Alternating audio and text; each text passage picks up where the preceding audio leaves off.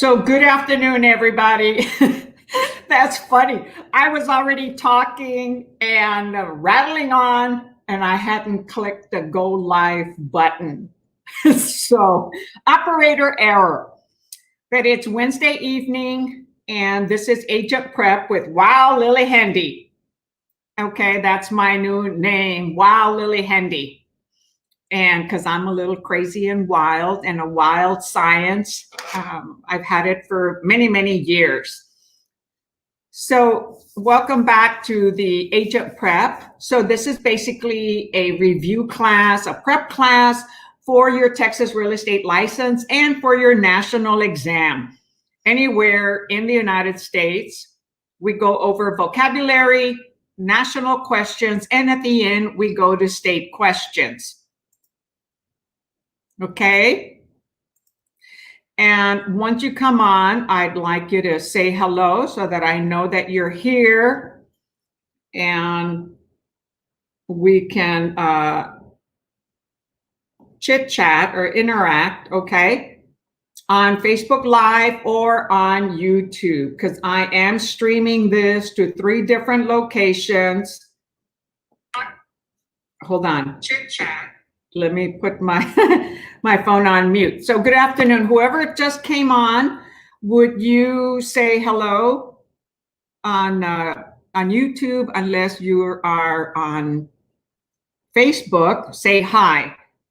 Hey, Fred, how's it going? Good afternoon. Great to see you here.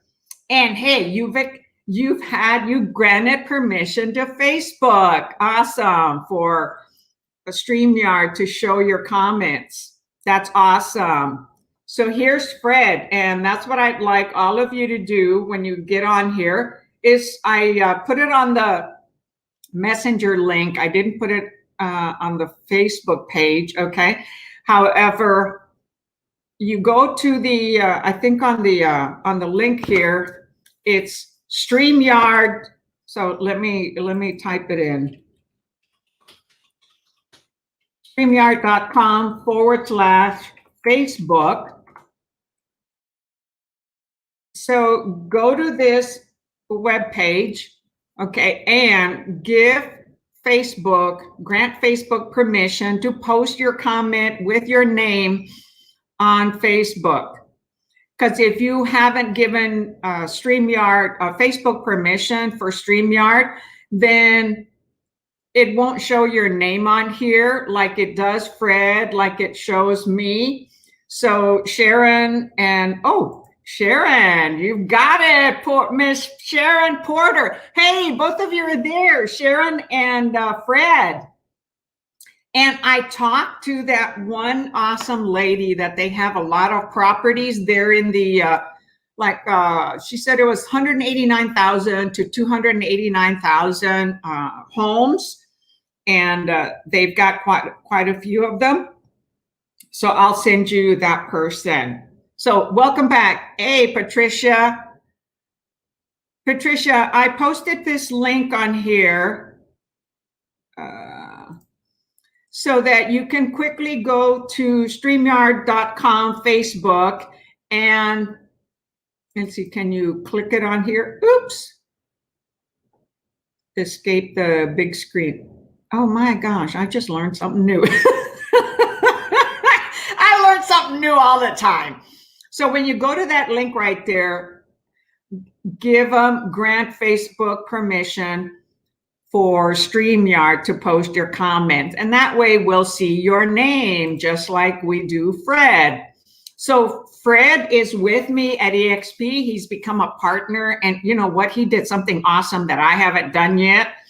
And then on Facebook, when you're in the group, you'll see that Fred posted, oh, well, here, I'll show it to you. Hold on. Lily's technical here. Why is this so darn huge?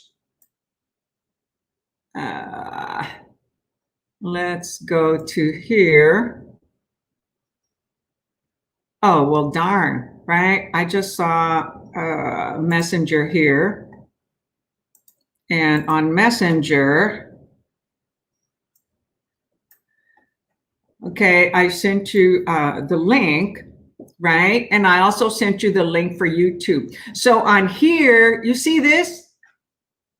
Fred did something awesome that I haven't gotten to yet, but I am.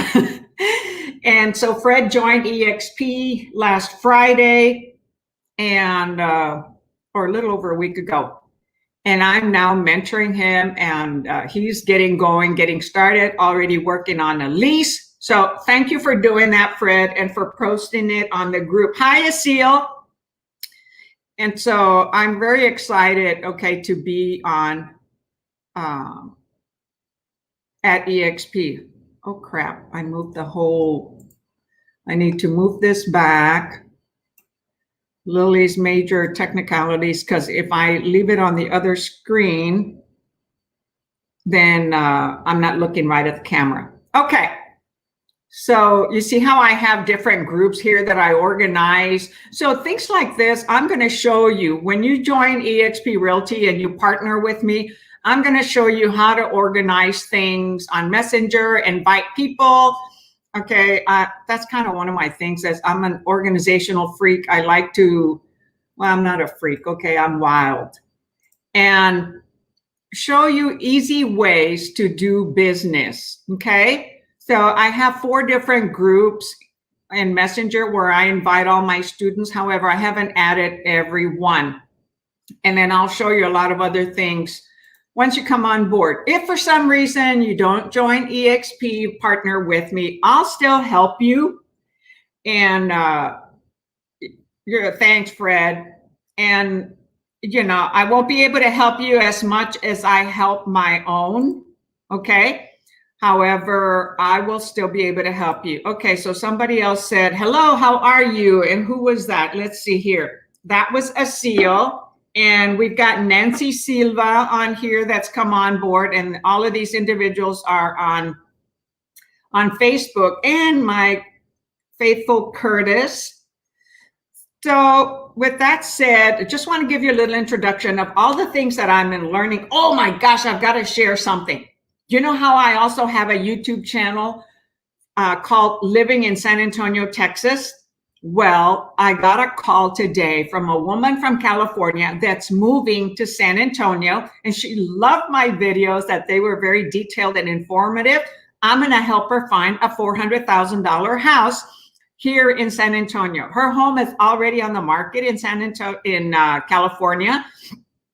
She'll be here the first week of August. I'm going to help her get a rental for 2 to 4 months. And in the meantime, we're already going to look for homes.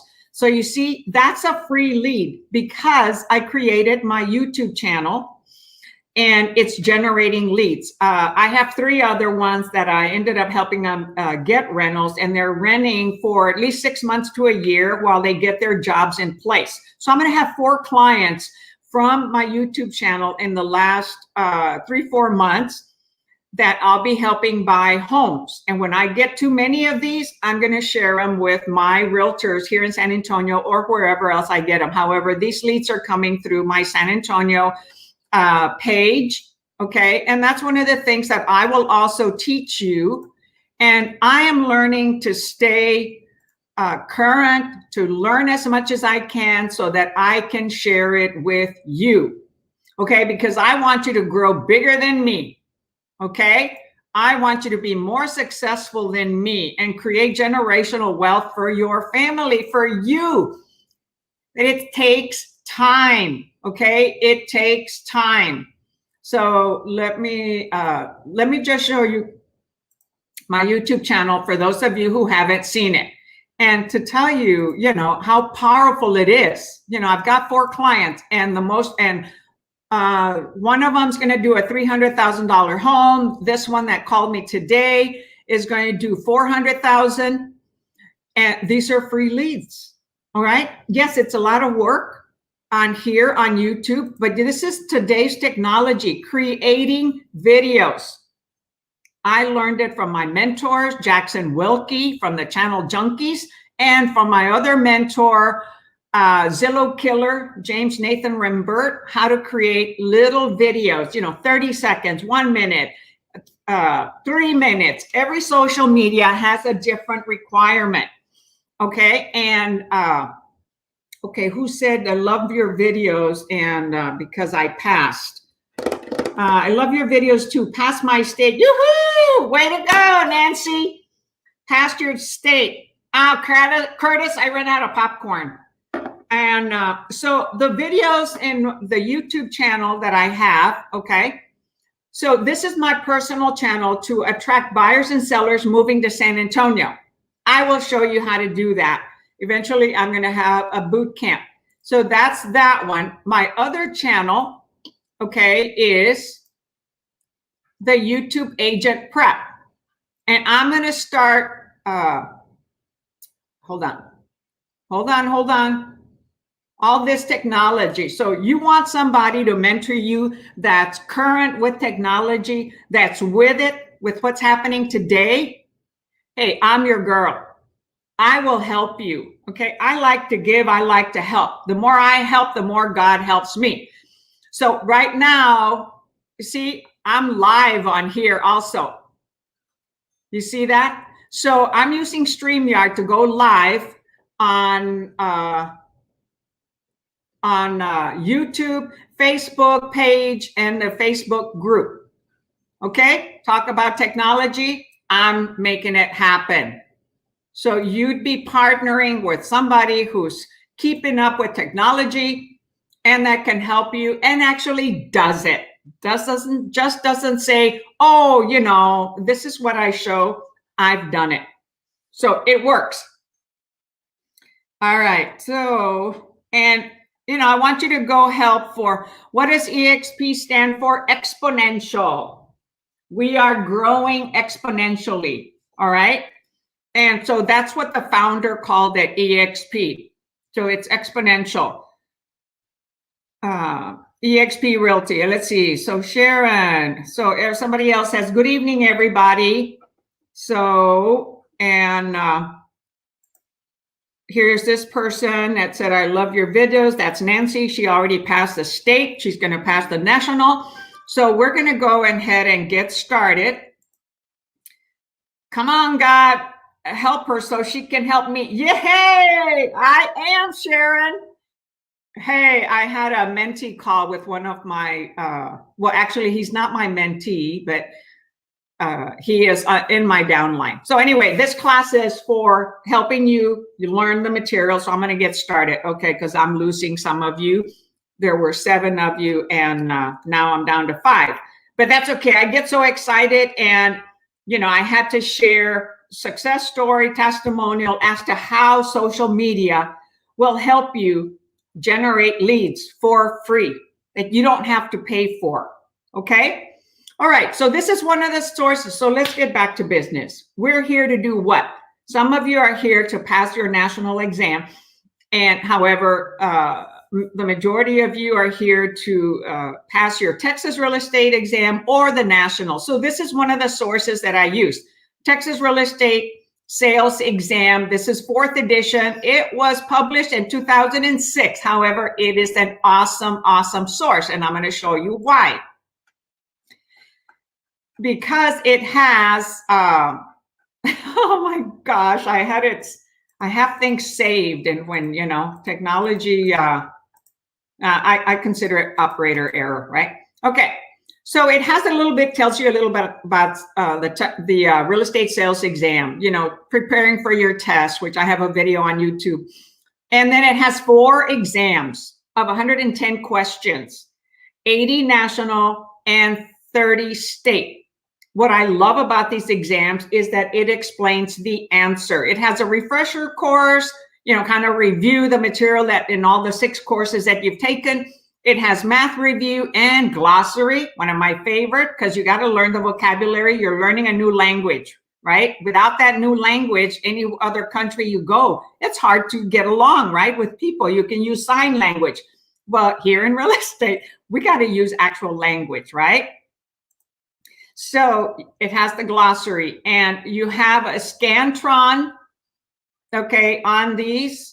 And so I was showing one of my individuals how they can study on here, but I'll do that at the end if we have time. Okay, so I always start with glossary, and then from there I go to national. I may be adjusting a little bit the course after I learned from Asil Hadi, who is on here or was on here, some ideas that she gave me to help you learn some of the Texas specifics, okay? So we left off on future interest, and we're starting out with general agent today. Okay, we'll do about 30 minutes on vocabulary. Since I chit-chatted a little bit about my success today, it's just an awesome day. You know, sometimes in this business, we get a little discouraged. We want to give up. Like, you know what? No, you have to persist. Just with your exams. Study, study, study, practice, practice, practice every day until you pass your exam. Okay, don't give up. So you took it 3 times, you didn't pass. You take it 6 times, you didn't pass. That doesn't mean you don't deserve to do this. You keep doing what it takes. You want something, you gotta persist, you gotta go after it. Do not give up. Quit is not in the definition of success. Okay, there's no quit in this business. It's persistence, consistency. Okay, down to business. In between, like when we finish this, I'll take a little break, and then after national, we'll take a little break because teacher needs it. You know, my voice starts going sore. At any time, write in some comments, ask a question, you don't understand something, and I will give examples and explain it, okay? All right, general agent. So think of the first word, general, okay? It's broad, right? It's like a military general or a very in-specific topic. It's not specific, it's very broad topic. So a general agent, similar, lots of responsibilities. Thanks for coming back, Nancy. Oh no, sorry, I'm going back on some of these. And so a general agent is one that has a broker license that deals with property management. They have more responsibilities. They're not specific to one real estate deal. A special agent, you're dealing with one deal. A general agent is broader, more responsibilities. See, authorized to act for and obligate a principal. Who's the principal? The owner, the seller, the landlord, okay? The buyer, that's a principal. In this case, it's for property management.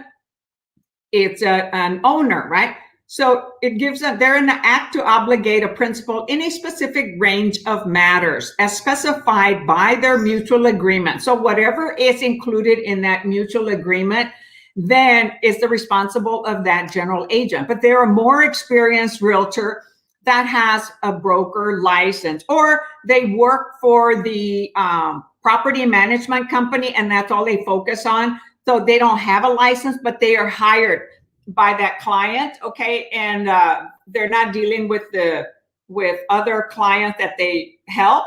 So if they have a license, you have to be a realtor for 4 years before you get your broker license and can do that. My temperature, when I turn on my ring light, it gets a little warm in here. Okay, so think of the word general or special. Special is, hey, I'm special, dealing with one property at a time. I'm not going wild and crazy and dealing with a lot of different properties, okay? Or I don't have to sign documents. I don't have to keep track of bookkeeping. I don't have to go make sure things are maintained and evict and all those kind of things, okay? Bookkeeping. That's what a general agent does, okay? A general lien, again, broad, right? A general lien, a claim on all property, real and personal, owned by a debtor. So if a developer has a bunch of properties and they get foreclosed on, the lender can put a lien on everything that they own. Okay, pretty much everything. They may be protected from one car or maybe their private home, homestead. However, they will go after all types of properties. IRS will do that. They'll go after everything. That's a general lien. They're going after everything that you own in your name. If it's under a corporation, LLC, of course, it's not your name that's being addressed, so they can't attach to that. That's why a lot of investors, a lot of companies have LLC corporations, right? They're more protected and they're better for tax purposes.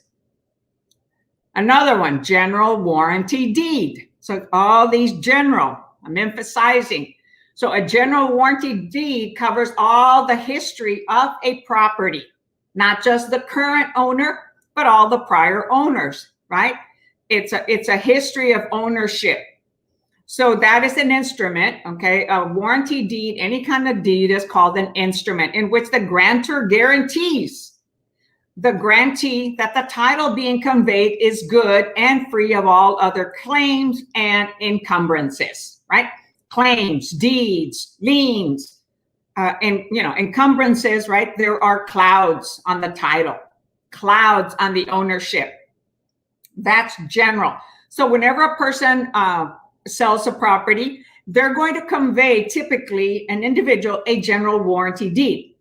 If it is a bank, if it's from a will, if it's a foreclosure at the county courthouse, depending if it's a deed of trustee that's doing it, then it's going to be more or an heir, like an executor or an administrator.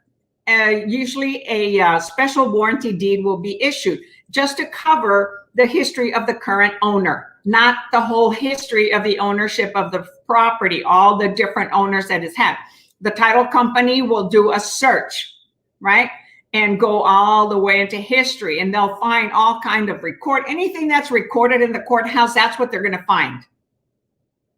So keep in mind, what does general stand for? I wish you all could talk to me and you could respond, but you can respond on texting. Okay, government-backed mortgage. A mortgage that is insured by the Federal Housing Administration or guaranteed by the Department of Veterans Affairs or the Rural Housing Service, RHS. Know all those acronyms, FHA, VA, RHS. Write them down right now and learn them. Know what they mean. They'll show up on the exam. Okay, so government-backed, FHA, Federal Housing Administration, those loans are insured. And it requires 3.5% down. So it's a small down payment and it doesn't have to be low-income housing or people that don't have money. These loans are up to over $500,000.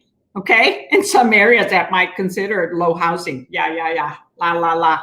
Okay, so FHA keeps increasing the limit, okay, of the FHA loan. So it's gone above $500,000, and same with VA.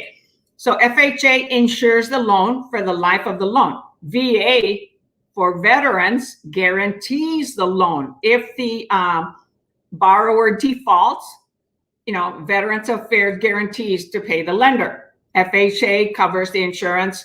The buyer has to pay for the FHA insurance for the life of the loan, and that covers the those lenders, okay, that provide FHA loans. But they are government-backed.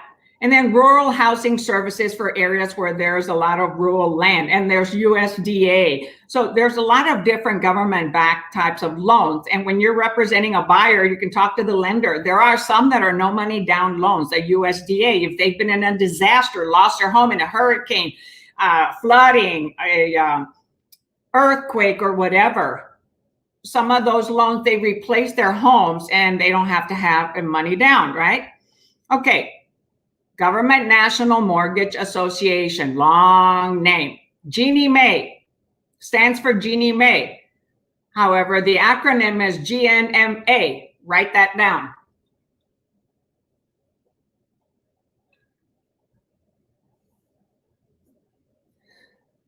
Because there's Fannie Mae, Ginnie Mae, and Freddie Mac, okay? So Government National Mortgage Association. A government-owned corporation with the U.S. Department of Housing and Urban Development, HUD, Housing and Urban Development.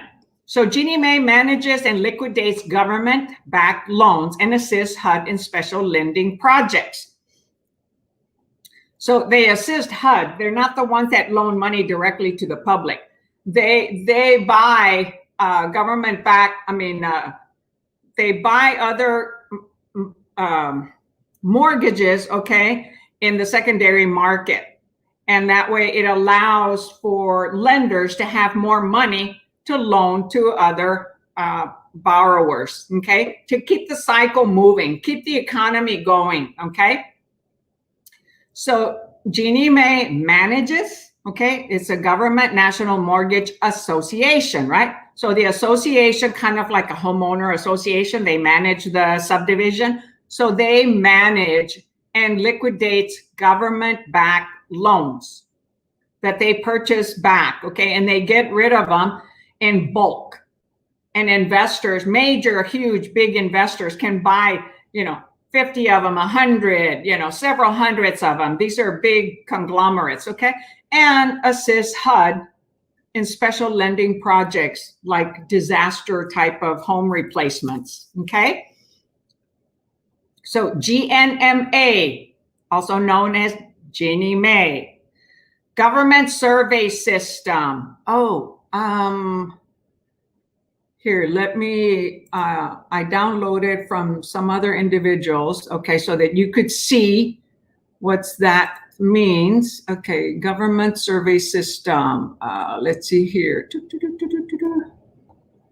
Let me look at, so you can see a picture of what a survey system is, which we don't really use here.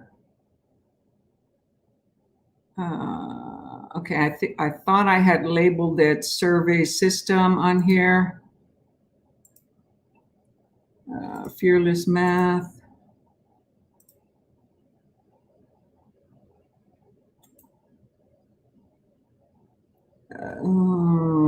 Contract clauses. Just bear with me, okay? Because there's something that I want to find and try to show you. And some of the stuff that I saved, I didn't change the name of the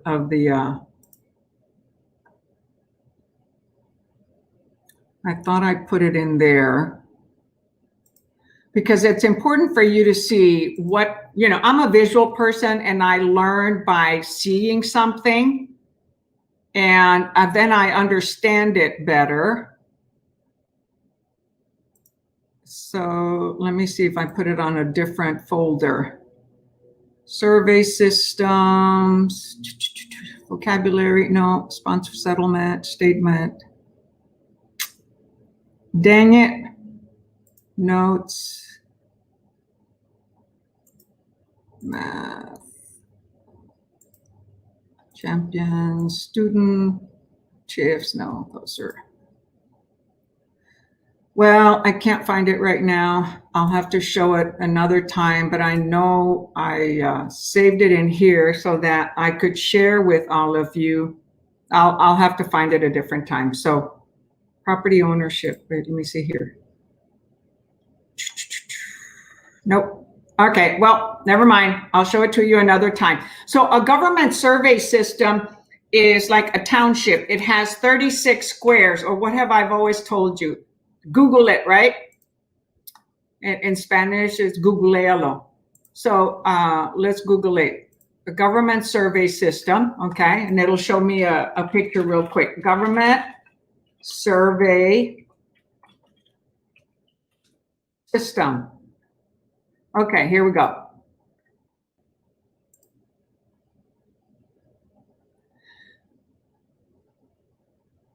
So this is a government survey system. There are 36 sections, all right? And this is considered a township. And then from that, and each one of those is 640 acres. So each of these squares, see, it's a public land survey system. Each of these squares is a mile, I'm sorry, oh, that didn't work the way I wanted it to. Okay, so, here. Okay, each of these squares these little squares is 1 mile by 1 mile, is 1 mile square. See how it says here 6 miles long? So it's 6 miles by 6 miles. It's 36 square miles. And that is how they find how many acres is in one of those little squares. Sometimes they'll ask you a question on how to calculate that. Let me see if I can enlarge this picture.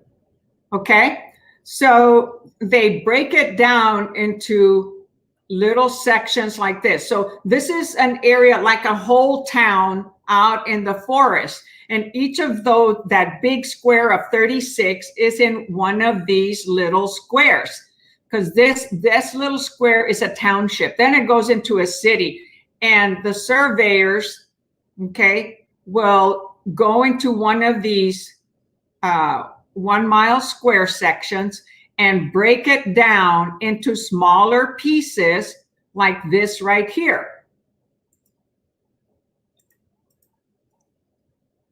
So see how this 36 is here is broken down into this one square here. They divide it in quarters, and then they keep dividing it in quarters again. You have the northwest quarter, northeast quarter, southwest quarter, southeast quarter.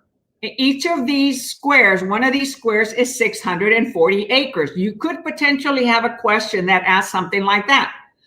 How many acres in one section in a survey system, in a government survey system?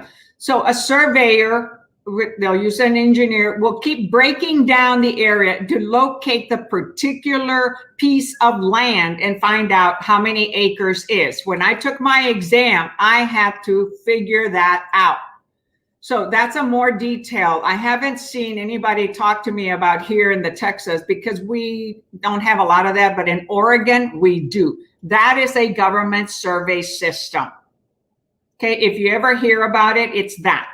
It's a way that they do it by acreage and divide the land into all these little cubicles, all these little cubes, in order to determine a method of land description in which meridians, okay, the longitude line, okay, and the baseline. So the longitude is vertical, okay, and then the baseline, lines of latitude, are used to divide land into townships and sections, and then smaller and smaller until they locate the piece of land.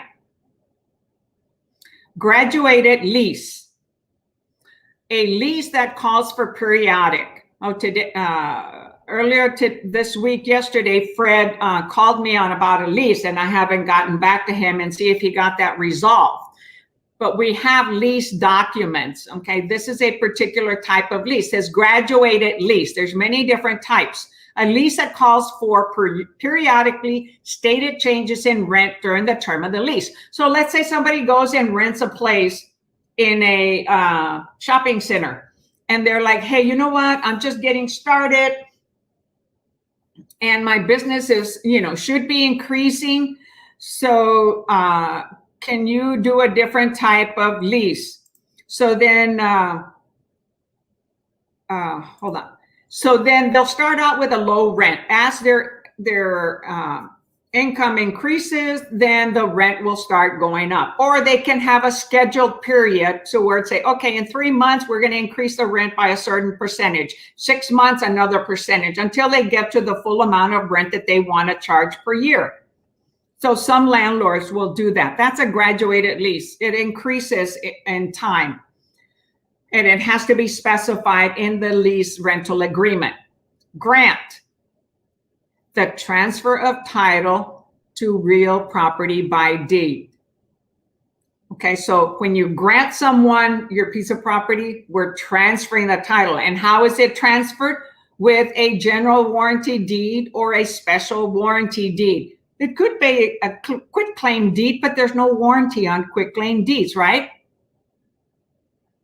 So you're granting, and who does the granting? The owner. The principal, the seller, the vendor, okay? They're selling their home. they're liquidating their home, they're conveying it, they're alienating it.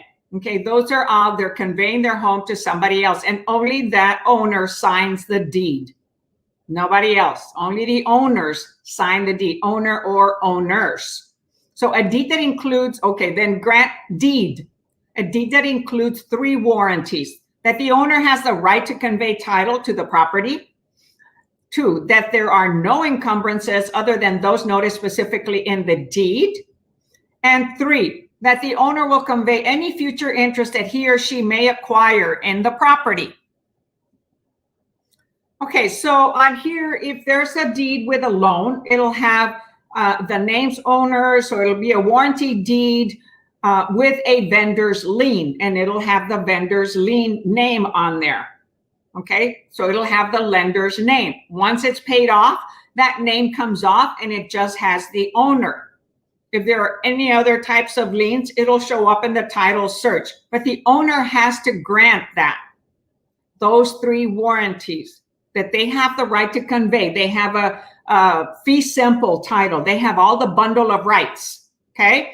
That there are no encumbrances, no liens attached to their property, no judgments, and no mechanics liens, you know, spouse judgments, child support, tax liens, anything like that.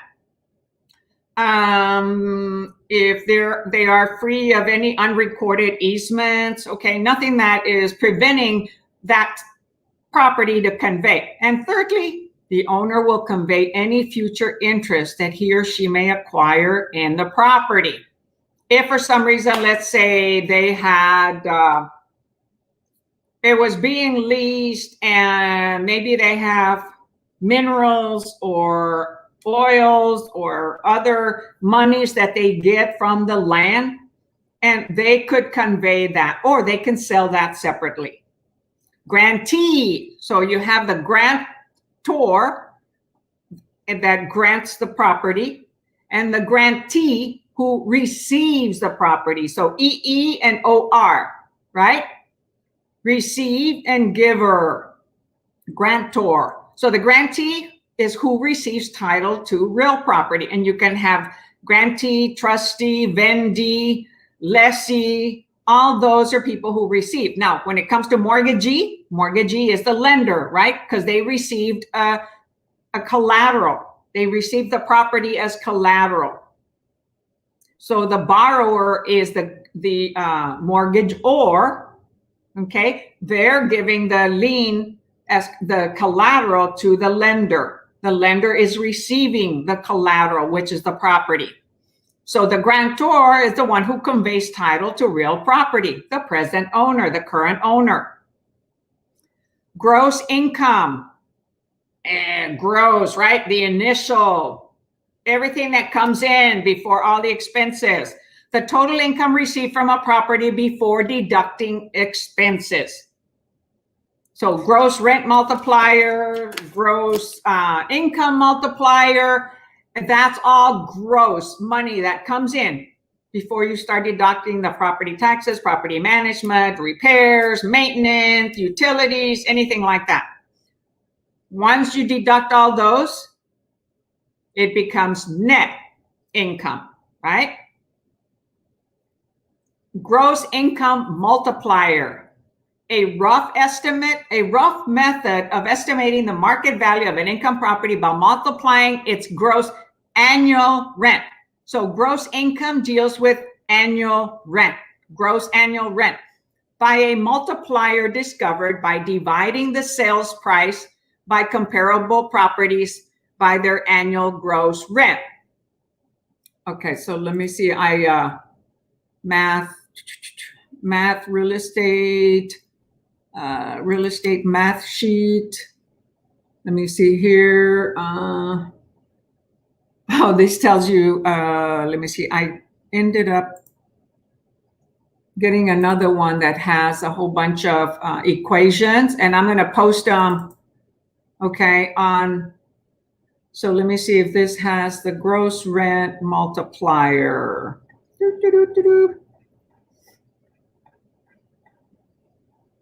So you see income capitalization, appreciation. Okay, this one doesn't have the gross rent multiplier in it, but I think I have another one that does have it. And I will end up including it. Somebody send me a reminder later on Messenger so that I can upload those into the Facebook group. Okay?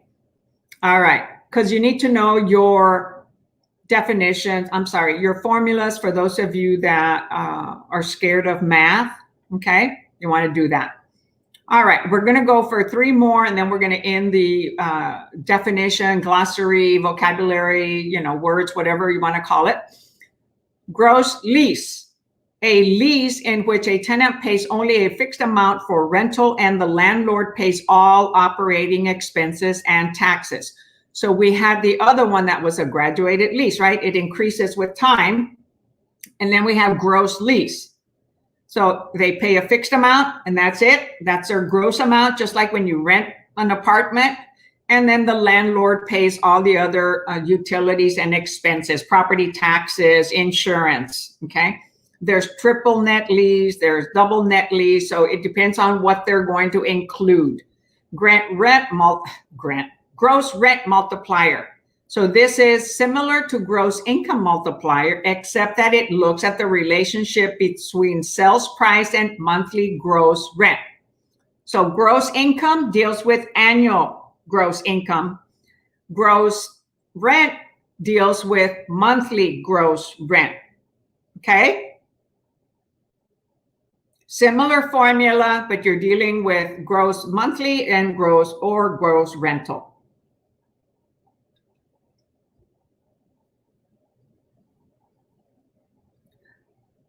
Excuse me, a ground lease. As the word says, ground, right? The ground we stand on.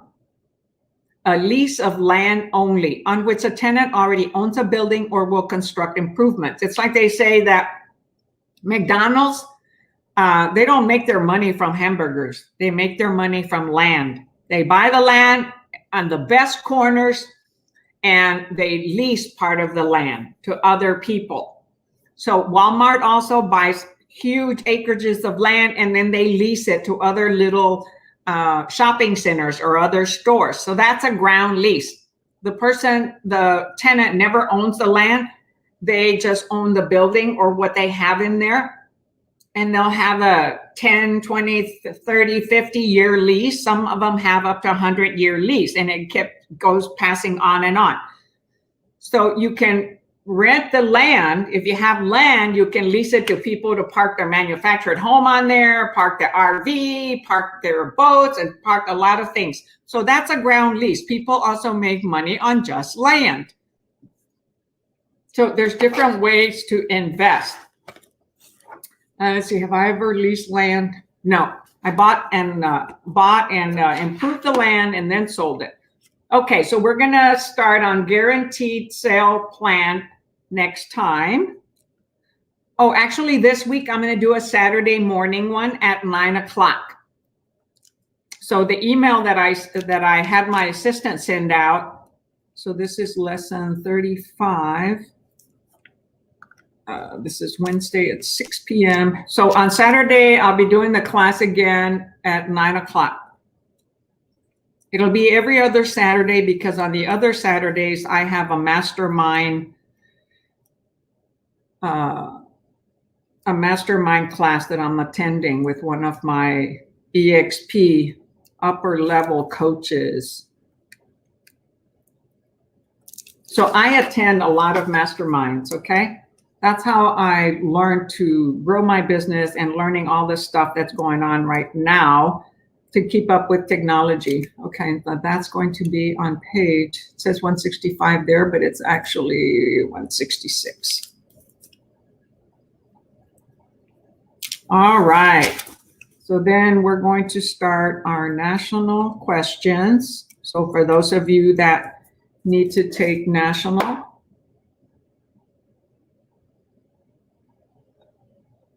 so remember, somebody or several of you text me on Messenger, please, to remind me to upload because I downloaded these last week and I keep forgetting to upload them because these are a lot of different acronyms. Okay. So take a moment and break while I get my Kindle going for the next part of the class.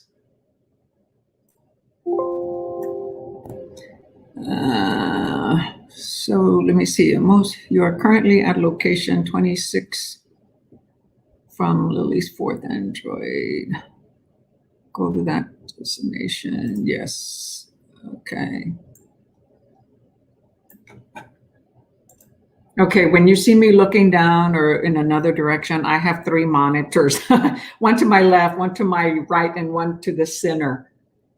Okay, so we are starting with number 132. Okay, let me show the notebook and show you what source this is. Okay, some of you already have this book. So this is the book that we're starting right now. And this is another good book that I love because it also explains the answers and has vocabulary. Oops. So this is from 2020. Okay, so see, I ended up making the screen. Let's see here. And then I'll adjust it again. Okay, it has a table of contents. So an overview like the other one, national review, all the different sections that you've studied in your 6 classes. So you can break it down, real estate math cram. So maybe this one doesn't have glossary. Texas laws and regulations. Then it has section 4, which is national practice tests. And it divides them into the areas, rights, interest, and estates and ownerships, which we're on. And then it has a long exam, the whole examination sample, answered keys, and other useful websites that you can go to. Okay, so let me reduce this a little bit so that I can be able to see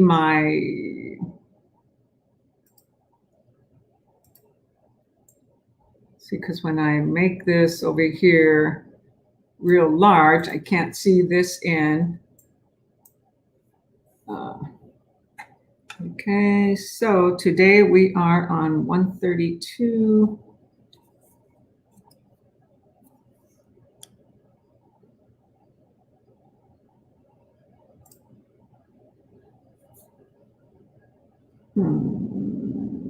That's not exactly page 240. That's interesting. Okay, so from here, oh, those are the answers. I don't want the answers. I want the questions. There we go. And we're on question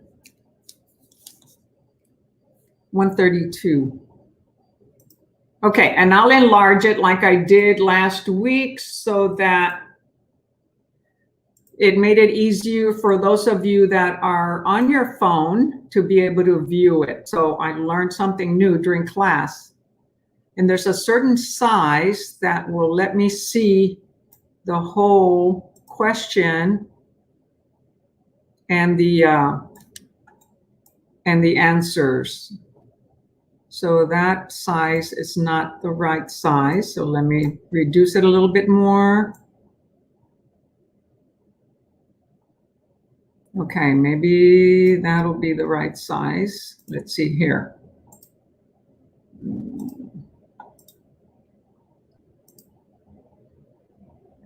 No, not exactly.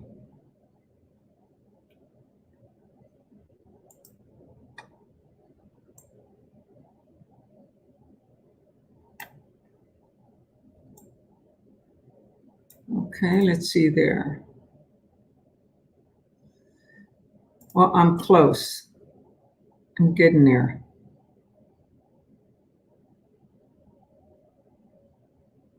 For some reason, it's not letting me. I want to be able to see the whole question because I had some of you last week say, hey, I don't see the whole thing. Okay, well, I'll adjust it as I'm on that particular one. Let's see here. If I make it smaller, I'll want you all to let me know what it looks like, okay? Let's see if that one will do it.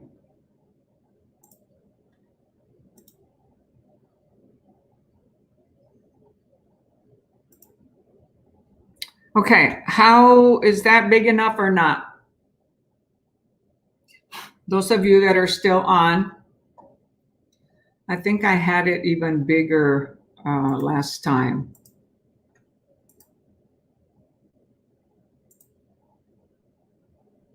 Right? That's still not quite.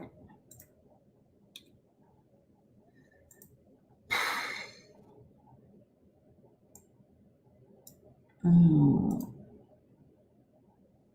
okay. Okay. Let me know if that is big enough for you to see it on your phone.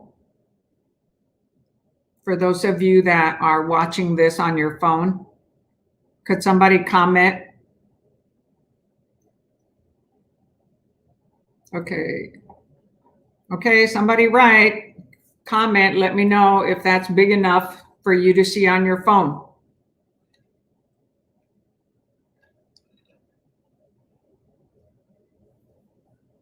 Okay, well, nobody's commenting, so we'll continue on. Okay, question 132. Remember, these are national questions. Unlike tenants in common, joint tenants have what rights? A, own distinct portions of the physical property. B, cannot will their interest to a party outside. Okay, thank you, Sharon.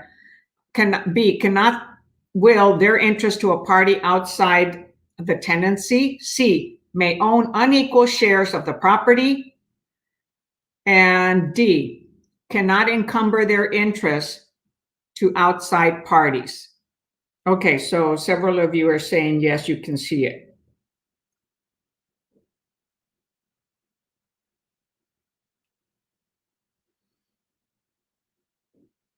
So I'll give you time to think about it before you answer.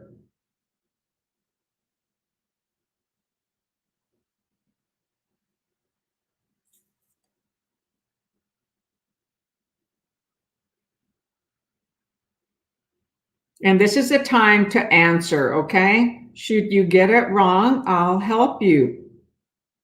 That's what I'm here for.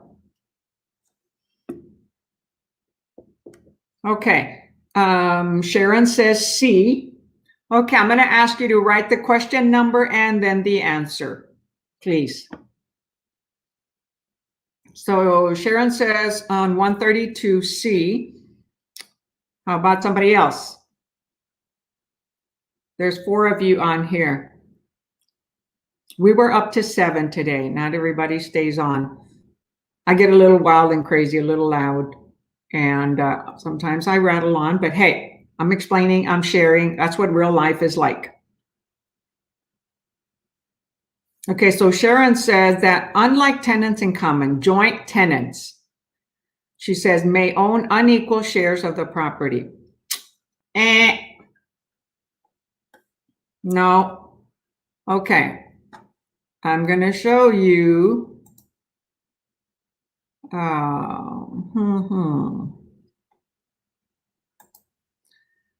Joint tenants.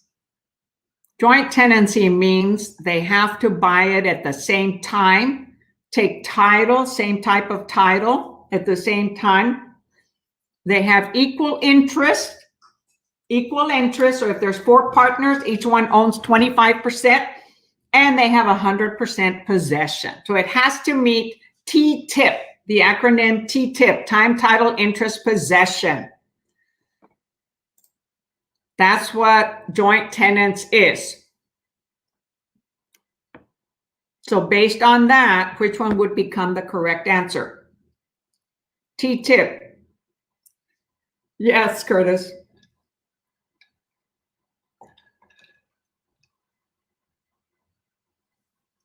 See, you guys, you chose may own unequal shares. No, they have to own equal shares, equal interest. So the correct answer here is B, cannot will their interest to a party outside. Yes, hey, Lisbeth, good job. It's too blurry? Who said it's too blurry? Really? Well, on my screen, it looks clear on my phone. So it might be something at your end, because does anybody else see it blurry? On my end, it shows clear on my phone, because I also have it on my phone. Okay, so you see right here, I have it on my phone and it's small, okay, because I get to see your Facebook text on there, and on my screen it shows clear.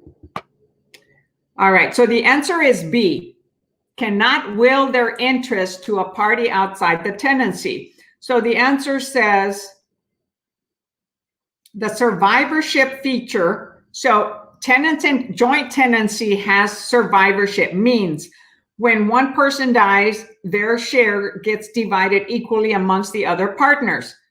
And they also have to inform the other partners that they're going to sell. So the survivor feature of joint tenancy presents an advantage to tenancy in common, in that interests pass without probate proceedings. On the other hand, joint tenants relinquish any ability to will their interest to parties outside of the interest, because they all bought it together at the same time, took title, okay, at the same time. They have equal interest, 25-25 if there's 4 of them, or 33 1/3 if it's 3 of them. If there are 2, 50%. It has to be 2 or more parties.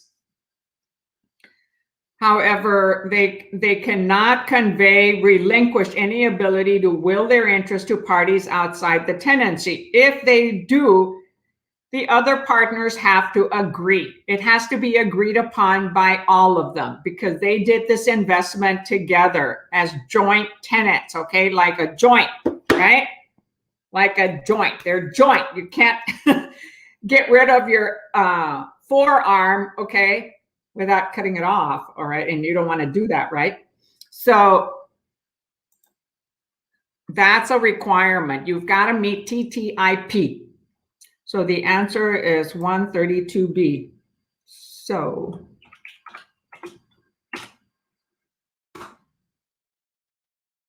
okay, hold on. I need to do something really quick here. I need to take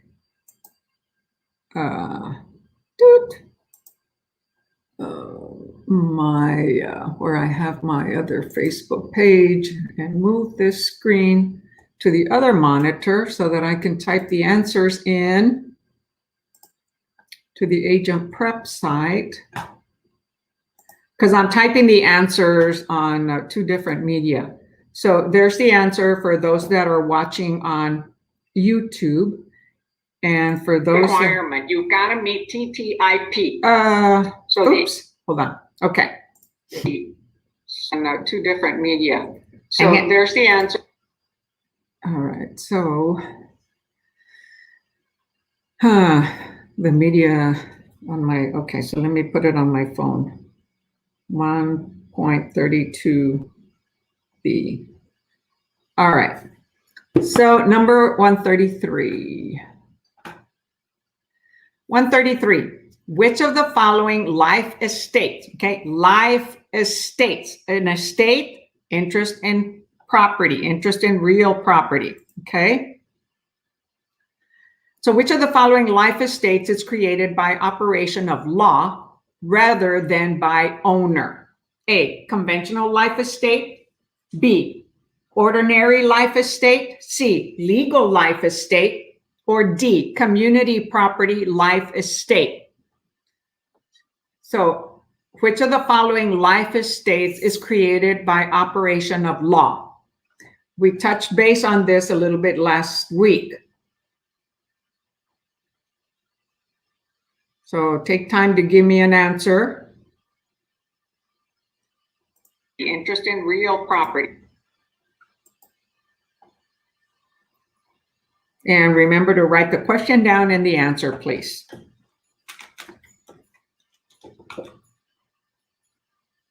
Think about it.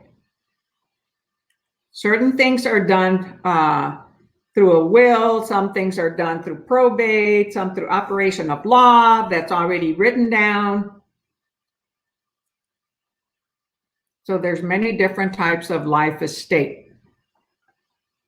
Conventional, ordinary, legal life, or community property life estate.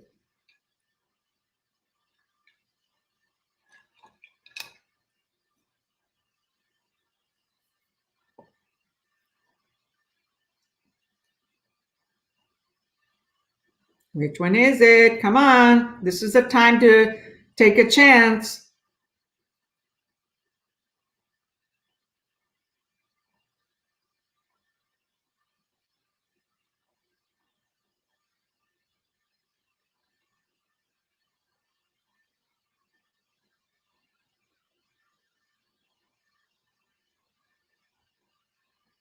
Nobody's taking a risk.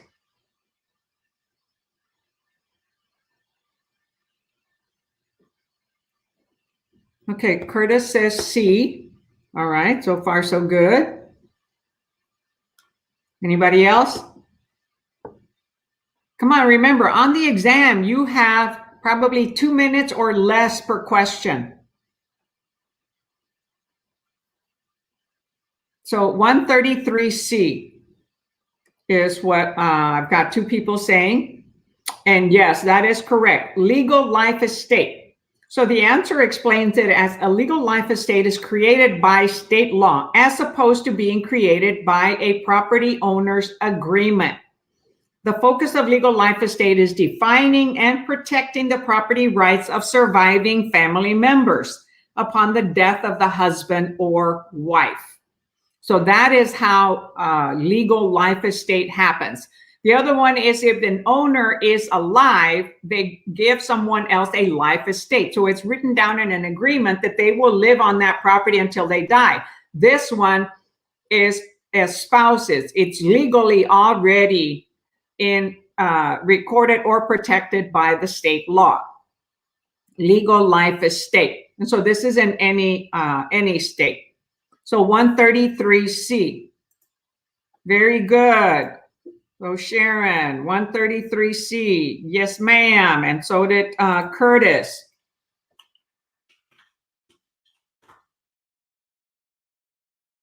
Very good.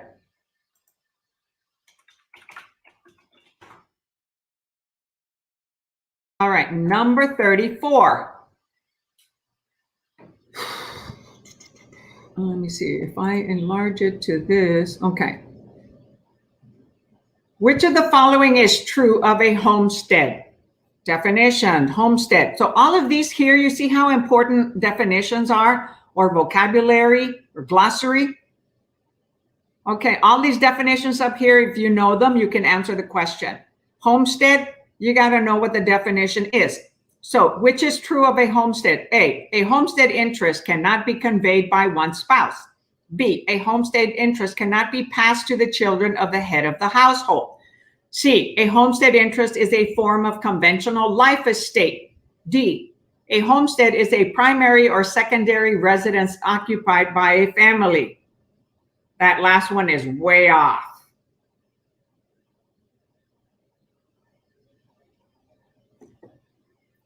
So homestead, right? It is the primary residence where we live. We can have, the reason why I said the last one was wrong was we can only have one homestead in the United States. Doesn't matter what state, but only one homestead. So D is out of the question. So then the other 3 says cannot be conveyed by one spouse. Okay, so if you're married, can one of them get rid of it without the other one? B, interest cannot be passed to the children of the head of the household.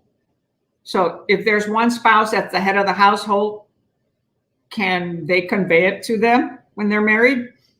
C, interest is a form of conventional life estate. So which one is true? So we know D is not. So it's one of the other three. So it's not a conventional form of life estate. It's not a life estate. So that's two of them out of the way.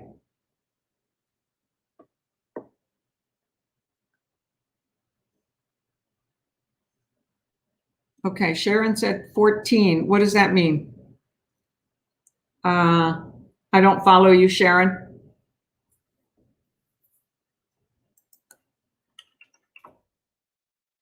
But 134, oh, okay, 134A says Sharon. Thank you for that. Typo arrow, right? So yes, the answer is 134A. It cannot be conveyed by one spouse. If you're married, it's a homestead, both of you own it, and spouses are protected in every state, either by community property in the state of Texas or tenants by the entirety in other states. When it's a homestead and it's a spouse, one of them can't give it to somebody else nor their children. Both have to agree and sign.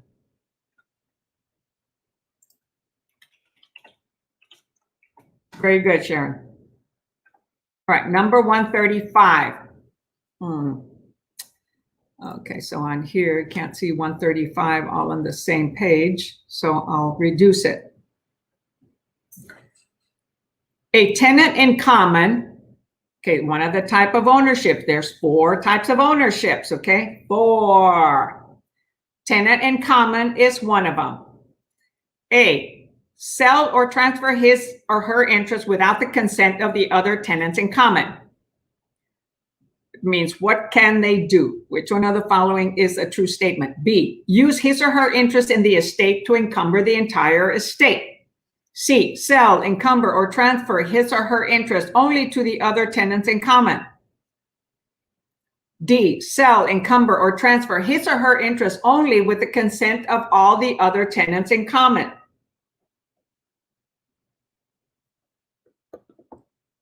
So tenants in common stands for 2 or more owners. And it can be equal or unequal interest. But they have full possession of the property. And it does not have survivorship. So you need to understand what not having or having survivorship stands for. There's only 2 forms of ownership that have survivorship: joint tenancy and tenants by the entirety, or community property in Texas.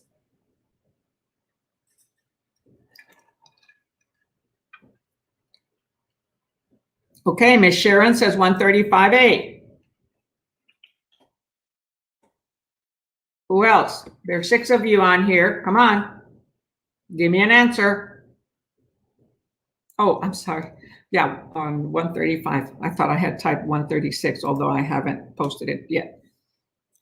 So A says sell or transfer his or her interest without the consent of the other tenants in common. Remember, they have ownership in common. They didn't meet TTIP, time, title, interest, possession, right?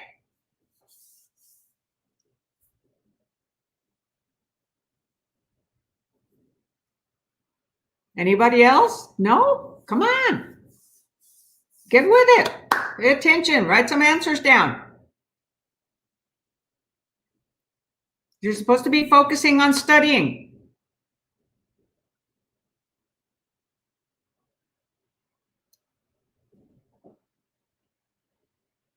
Okay, nobody else. So Sharon is correct. The answer is 135A. Okay, 135A. See, one of them is the Facebook posting and the other one is the YouTube posting. So 135A says they can sell or transfer their interest without the consent of the other tenant. Yes, they can do that. On B, no, they cannot encumber the entire property because they own, let's see, 20% or 50% or 60%. No, because the other person owns part of the property. On C, it says sell, encumber, or transfer his or her interest only to the other tenants in common. No, that would be in joint tenancy. TTIP. Here, they can do it to the same person or to anybody else. They can convey it, transfer it to somebody else. They can sell their portion to someone else. Not only. Remember those little keywords, only, only? A lot of times those are the wrong answers. Okay, number 136. And they don't have to have the consent of the other tenant. So the correct one is they can sell their interest without the consent of the other tenants in common. 136, which of the following would be considered community property? Community property, right? Like for what? Well, I better not say that. Well, darn it, it doesn't work there either. To have you see the whole question. Okay, 136, okay. Which of the following would be considered community property? A, property acquired before marriage. B, a motorcycle bought after the marriage with separate property funds. C, income derived from community property. Or D, a mother's heirloom wedding ring gifted to the wife after her wedding. Which one is considered community property?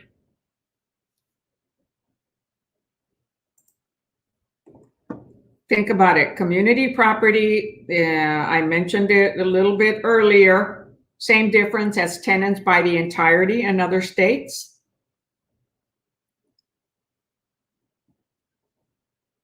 So which one is a true statement? Is community property acquired before marriage or after marriage? Is a motorcycle purchased after marriage with separate property funds community property? Is a income derived from community property? Is that considered community property? And a mother's heirloom wedding ring. So Fred says 136C.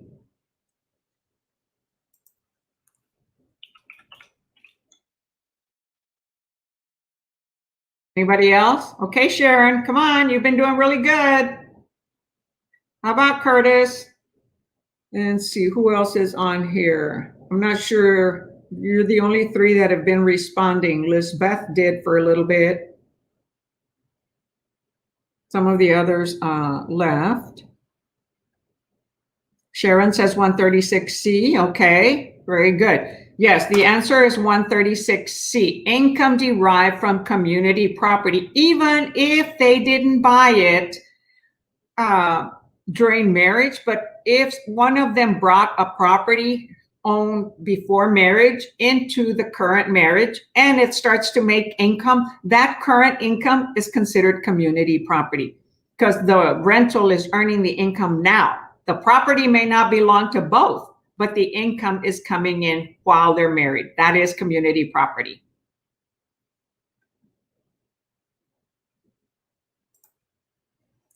So the answer is 1.36C.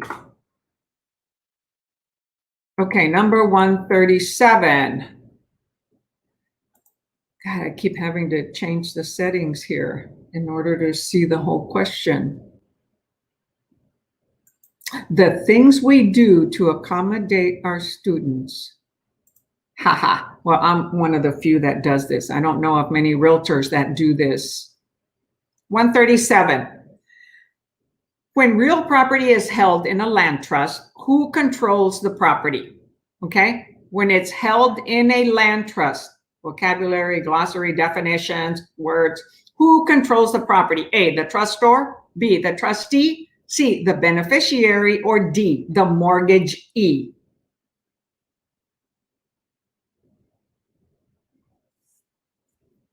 So who controls the property in a land trust? First of all, what is a land trust?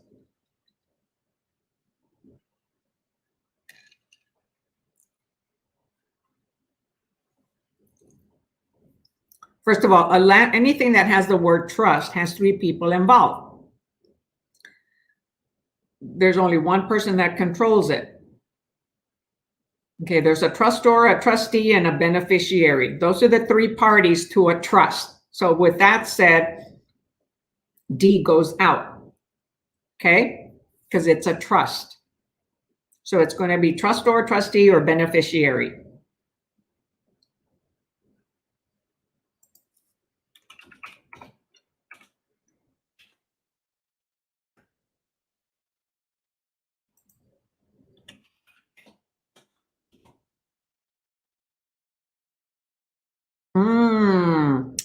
Okay, a land trust, it's when an owner or whoever owns the property is creating a trust and hiding who they are. That's called multiple levels of asset protection. So I have had land trusts, and I did it by having an LLC and naming it after the property address. Or, well, no, I'm sorry. Naming it after the person I bought it from for reasons of being able to get insurance. The answer is C. Who has control in a land trust? So when we get a mortgage, who has control? The lender, right? Because they loan the money and they have to be paid. There's a lien. The trustor is the borrower. The trustee is the one that holds the deed of trust, so that if the trustor ever goes default, the trustee follows the instructions of the deed of trust in order to proceed with the foreclosure. But who owns it? Who controls it? The beneficiary. And who is the beneficiary? The mortgagee, the lender. Okay, so 137 is C. The beneficiary is the one who controls it.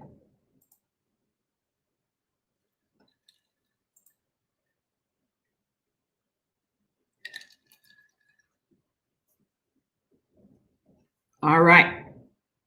That, well, let's see, it's almost time. We're going to go another 5 minutes on national.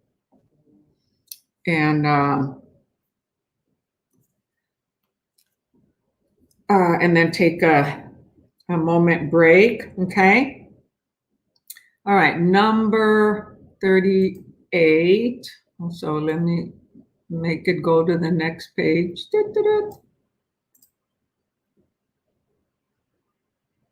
Oh, it didn't, oh, it's because it's a long one, okay. Let's see here. That didn't work. Number 138. This adjusting really, well, unfortunately, it's going to put it on 2 pages. I can't seem to get it all on 1 page because the question is long. All right, so at least let me show the whole question. Oh, there it is. Okay. Tinker, tinker until we succeed, right? Persistent pays. Okay, so 138. In a community property state, again, a question, community property, John marries Patricia. Prior to the marriage, John owed an SUV. During the marriage, John bought a Buick. John and Patricia bought a second property, and money earned from Patricia's job with money earned from Patricia's job, and each individual received a motorcycle from Patricia's uncle as a gift. What property is community property in this marriage? A, the SUV, the Buick, and the second property. B, the SUV, the Buick, the second property, and the motorcycles. C, the Buick and the second property. D, the Buick, the second property, and the motorcycle. So pay attention to those properties that were gifts. Are those community property or not? It's a gift. Okay. And when did they acquire it and how? So take a moment to look at that. Okay. Think about it. It says John marries Patricia. Prior to marriage, John owned the SUV. So is that community property or not? During the marriage, John bought a Buick. John and Patricia bought a second property with money earned from Patricia's job. Well, they're married, right? And then each individual received a motorcycle from Patricia's uncle as a gift. Which ones are community property?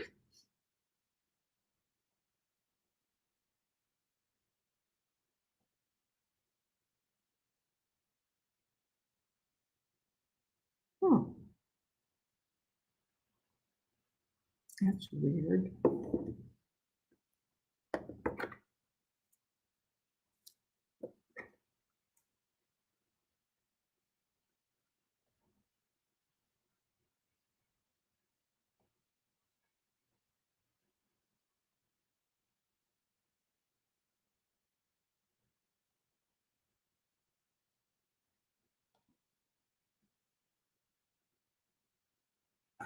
No, no takers? Nobody replying? Come on, think about it.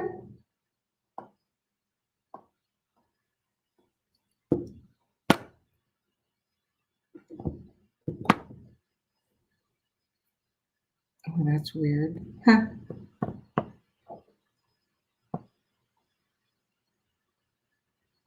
Okay, Sharon says D. So the SUV that John owned, okay, that was his, right? Then they bought a Buick during the marriage. Doesn't matter whose money was used, but they bought it during the marriage, right? And then the second property they bought was also bought during the marriage, and that was during the doesn't matter whose money, but it was during the marriage. And then the motorcycles were gift. The gifts belong to the individual. It's not community property. Okay, so the answer here is the Buick and the second property, C. So Lizbeth and Sharon, okay, Sharon changed her answer, and so she got it right the second time. So 138C, the Buick and the second property bought during the marriage, no matter whose money it was bought with, is community property.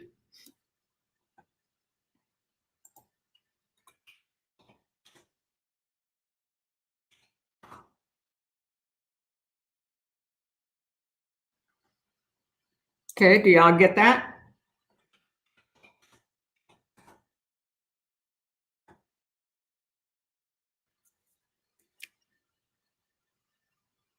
Okay, 139. So remember, gifts are not community property. And if you had it before marriage, then it is not community property. You bought it during the marriage, no matter whose money it is community property. Okay, number 39. Which of the following is true of a cooperative? So what is a cooperative? Okay. A cooperative may hold an owner liable for the unpaid operating expenses of other tenants. B, the owners have a fee simple interest in the airspace of their respective apartments. C, owners may sublease their apartments even if they sell their stock in the cooperative. D, the proprietary lease is guaranteed to have a fixed rate of rent over the life of the lease term.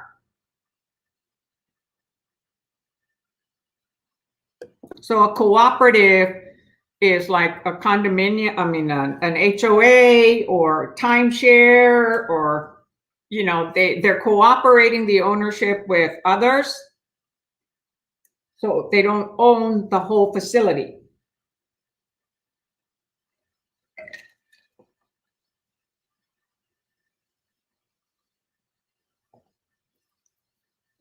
So cooperatives have someone that's managing, like an HOA or POA, Property Ownership Association, Homeowner Association.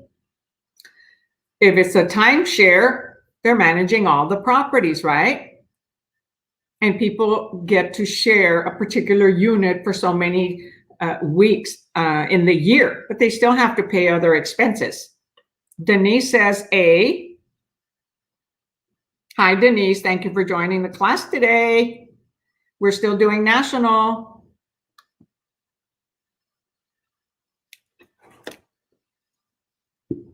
And actually, I'm going to do one more question, national, and then we're going to go to state.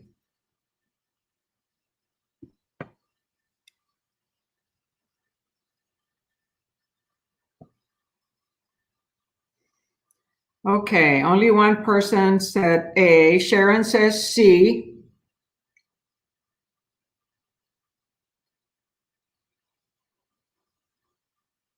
No, if you sell your stock in a cooperative, you no longer have ownership, so you can't lease what you don't own.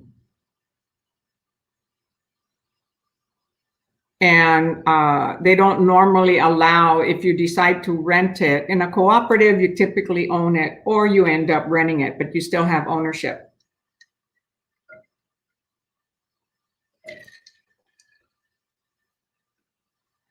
So the answer here is A. A cooperative may hold an owner liable for unpaid operating expenses of other tenants. So if somebody owns a condominium in a gated community, they can rent the property. But if that tenant creates issues, or let's say they're responsible for paying the HOA, well, they're going to make the owner pay for it because it's the owner's responsibility. So it says, the answer says, since a corporation owns an undivided interest in the cooperative property, debts and financial obligations apply to the property as a whole. So it's the whole condominium facility. So if we have HOA dues, it's for the whole thing, not just part of it, not just for our unit. They can foreclose on owner just for the HOAs that are due. And it has to be insured and provided to the HOA, to the cooperative. So since a cooperative owns an undivided interest in the cooperative property, that's involving two or more people, debts and financial obligations apply to the property as a whole, not to individual units, as in a condominium, okay? Rooms owned by the residents. So condominiums, sometimes they call them apartments, because at one time they might have been apartments, then converted into condominiums so that the investor could make more money by selling them. And they decided they didn't want to rent anymore, so they convert them to condos or townhomes and then sell them and make more money. Okay, so 139 was A. Okay, Sharon, so you got it. Very good. 139A.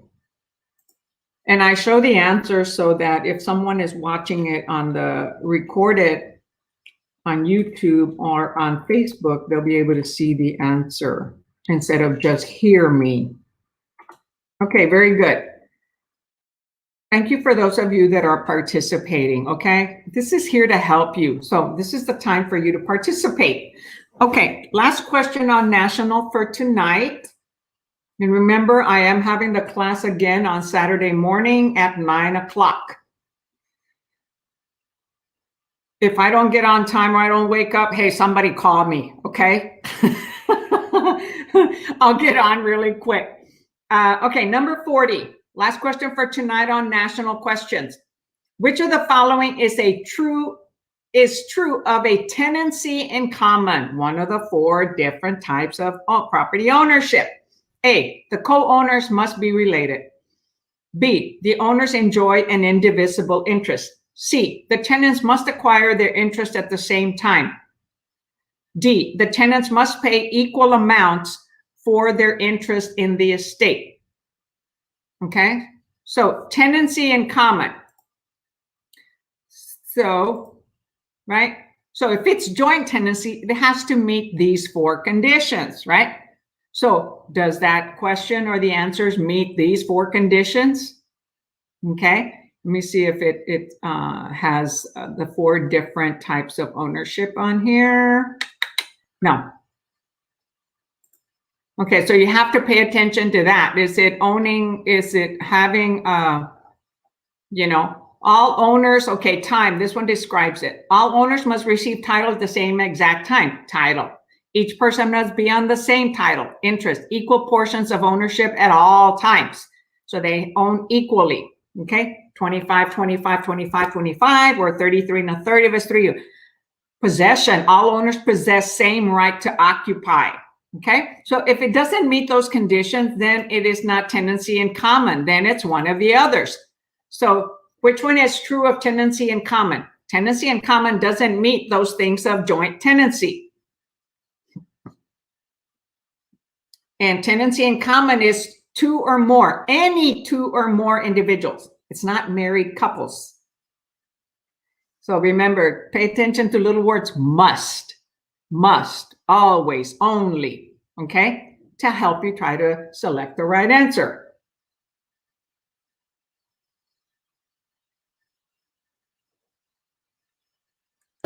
However, when people own property together, they own an indivisible type of ownership. They don't own just, they don't cut a portion of the property and own half of it or a quarter or a part of the pie. They own the whole property, even if they only own 25% in percentage amount. Okay, on the warranty deed, it might say Lillie is 25% owner, John is 75% owner, okay? But I don't own 25%. I don't cut 25% out of the property. I get access to the entire property, okay? So 140, see who's put some answers. Sharon said B, and who else said B? Denise says B.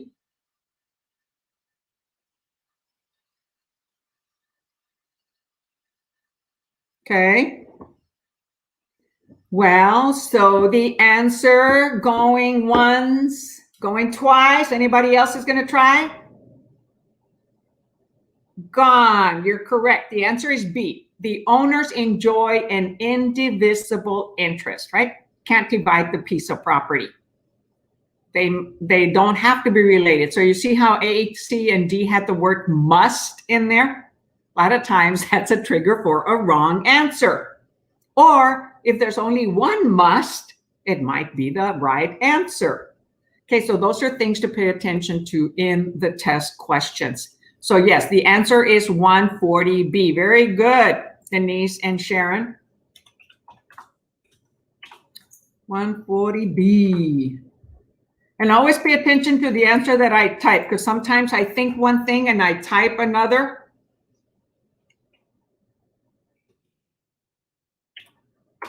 All right, that's the last question for national for this evening. And we're going to go into state. I went a little bit longer on national because I saw that 2 individuals just have to pass the national. And sometimes what I'll do is I'll not do the state and I'll just do all national when I know in advance. Okay, of those 9 of you that are here, how many of you only need to take the national? Or let me ask it this other way. Who has to still take the state? Well, I know Curtis does. Who else has to take the state?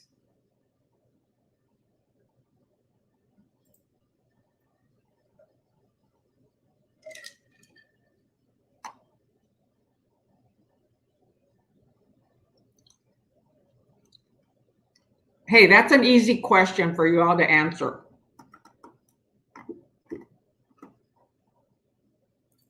Okay. Hi, Elizabeth. Okay, Denise. Katina. Okay, so several of you have to take also the state. So we will continue on to state, okay? So let me write down where we left off. We will start on 141 on Saturday. And that's on page 133.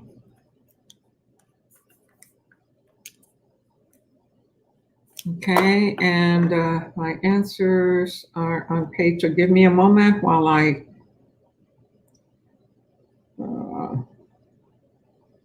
the answers are on page 241. All right. And if I go over, 8 o'clock, that's okay, right? I don't have anything pressing. I don't have a husband. Just my cats might want to go outside, but it's not dark yet. Hope to hear you Saturday. Well, don't hope. God blessing, I will be here on Saturday, okay? So Nancy, yes, Saturday, 9 o'clock Central Standard Time. Thank you for mentioning that, Sharon, because on the posting, since the majority of my people are centrally located, I haven't been putting Central Standard Time. So they're always Central Standard Time because I am located in San Antonio, Texas. Okay, so let me show the notebook so that I can go down to the state. Okay, that's the answer key. Nope, we're going to do the state. We're going to start with question 1622. All righto. Oh, I should have postmarked the other page. Dang it. Let's see. Will it take me? Yes. So let me, like Facebook mark it, okay? Bookmark it. All right, now let me go to the state.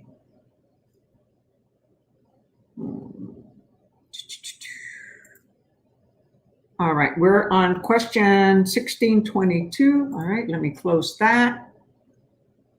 See if I enlarge that.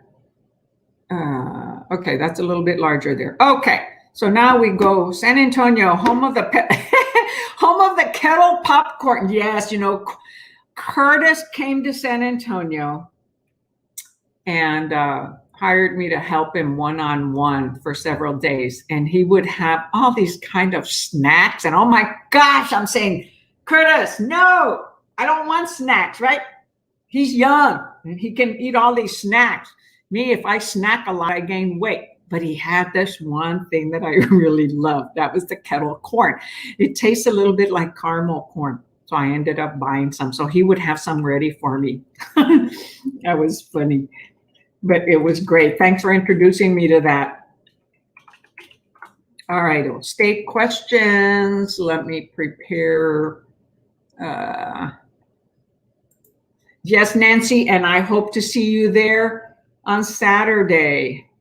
What was I gonna state questions? Instead of saying hope, I'll see you there. Positive statement. That's what this woman that called me from California, from my YouTube channel, I got a $400,000 lead, a free lead, okay, from my YouTube channel, living in San Antonio, Texas. It works. So anyway, she was telling me, you're so positive, you're so energetic. And that's probably why I started the session today, so wired. Okay, number 1622, here we go. Remember to write the question and the answer, not just the answer, okay? Change your thinking caps to state. Even if you're from another state, it may help you, okay? And because some things are going to be, a little similar, not everything. The laws are going to be different. However, there are some things that are going to be similar. The state laws changed. We have a new contract that just went into effect on the April 1st. So it looks different. Okay, number 22, an essential distinction between actionable fraud and intentional misrepresentation is that, so what's the distinction, okay, between those? So let me take that off. A, fraud requires two or more parties to commit the law violation. B, misrepresentation implies that the misrepresenting party did not realize the statement was untrue. C, misrepresentation requires that the client relied upon the misstatement made. D, actionable fraud must have resulted in damage to the defrauded party.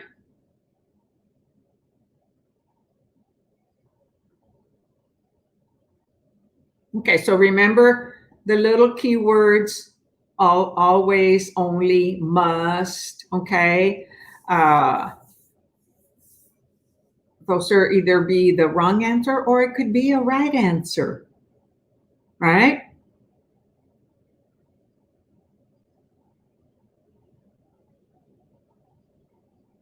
So an essential distinction between actionable fraud and intentional misrepresentation. So intentionally, they knew what they were doing, right? To misrepresent someone. Actionable fraud, okay, has a bigger,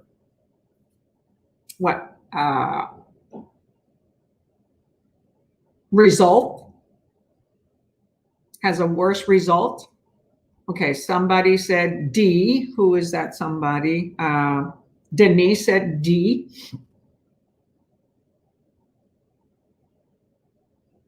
So fraud doesn't require two more parties, right? It can be just one party to be fraudulent. So A is out. Misrepresentation implies that the misrepresenting party did not realize that the statement was untrue. That's not true, right? They can know that it was an untrue statement and still misrepresent.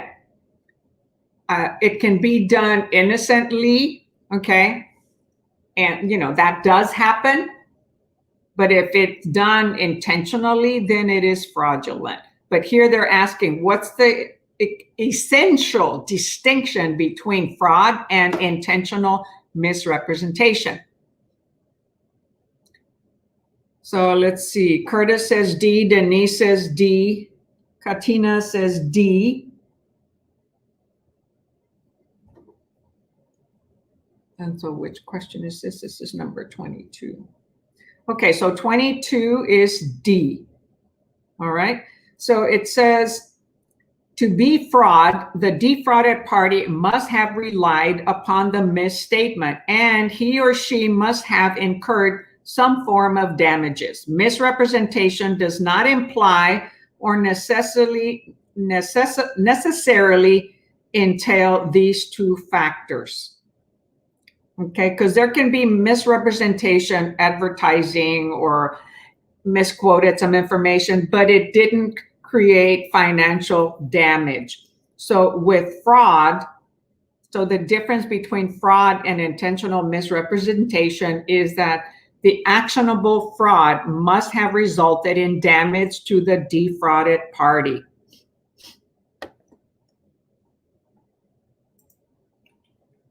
(1622) is D. Very good. Very good also, Lisbeth.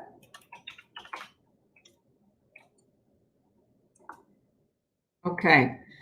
1623. Oh, here I go again. I have to adjust the screen because you don't see the whole screen. Okay, 1623. It's going to look a little bit smaller, but it's still big enough for your phone. Which of the following is an accurate requirement for making a valid will in Texas? Okay, the maker may be 17 years old if a member of the military. B, the maker must have a guardian if deemed to be mentally incapable. C, the maker must be 21 years of age. Or D, the will cannot be the maker's own handwriting. Which one of the following is an accurate requirement?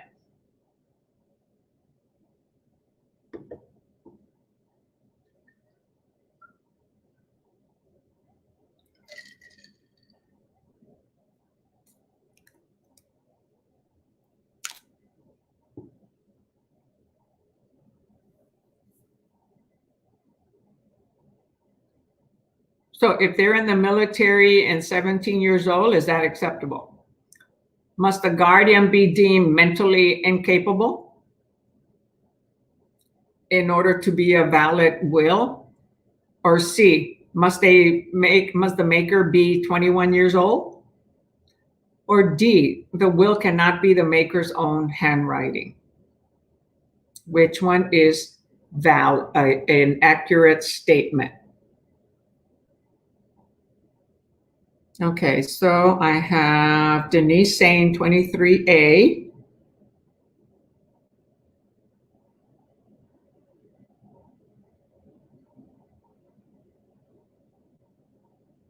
And Lisbeth says C. Katina says C.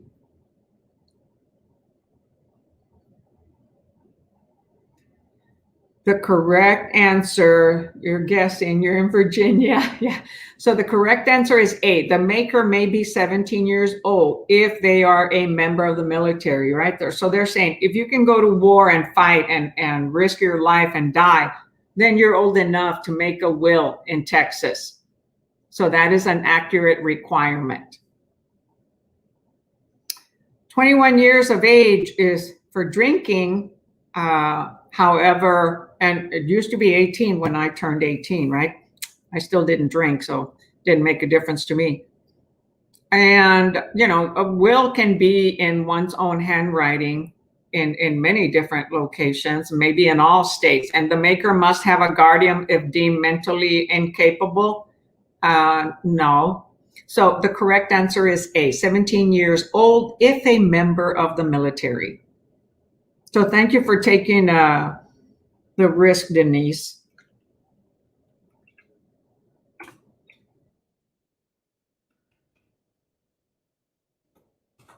1623A.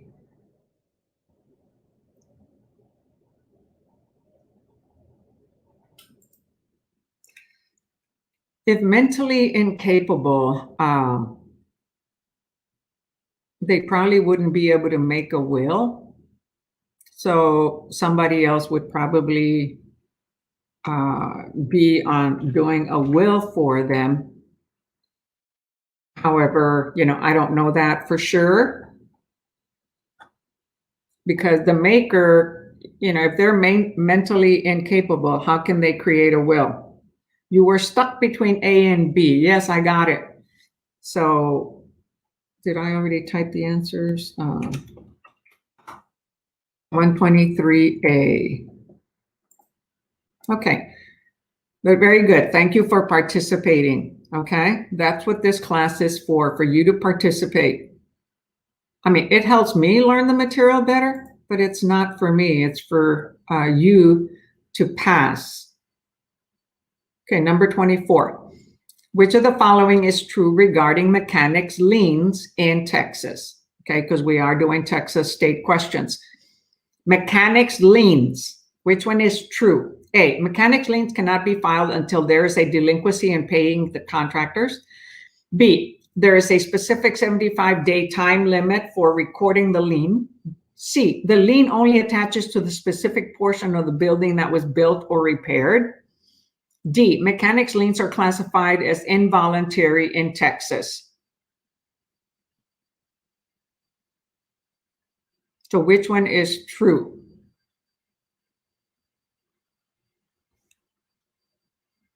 So remember, there's voluntary liens and involuntary liens. Those liens that we volunteer for, those that we don't.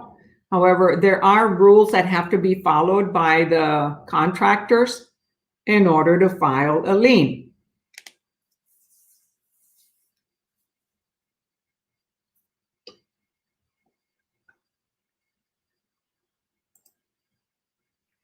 So has the screen become visible to everybody and large enough?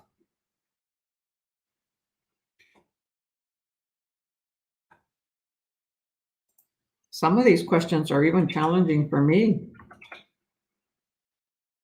because there's new questions all the time since I bought these new books. Okay, Denise says A. Thanks a lot for participating, Denise. That's really important.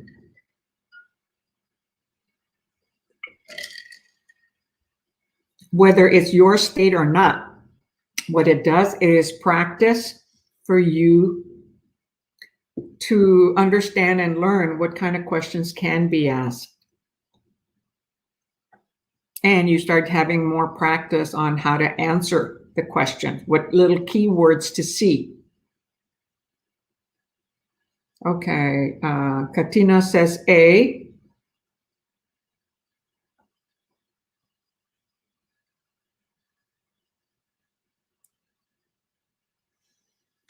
Okay, so the answer here is, nobody answered it. The answer is B. There is a specific 75-day time limit for recording the lien. So that's a statute of limitation.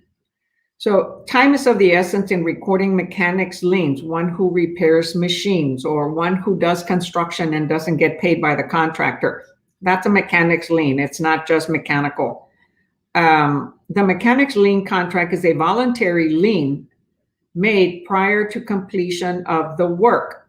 These liens attach to the entire property, not just a portion of the property. So D said it's an involuntary lien. Okay.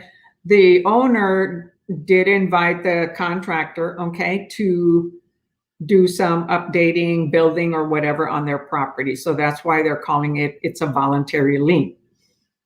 Property taxes are involuntary. They come to us whether we want them or not. Okay. They attach to our property whether we want them or not. And a loan is voluntary. So this mechanics liens is also voluntary. Let's see. So C was incorrect because it says it only attaches to a portion of the building. And A was incorrect because it says it cannot be filed until there is a delinquency in paying the contractors.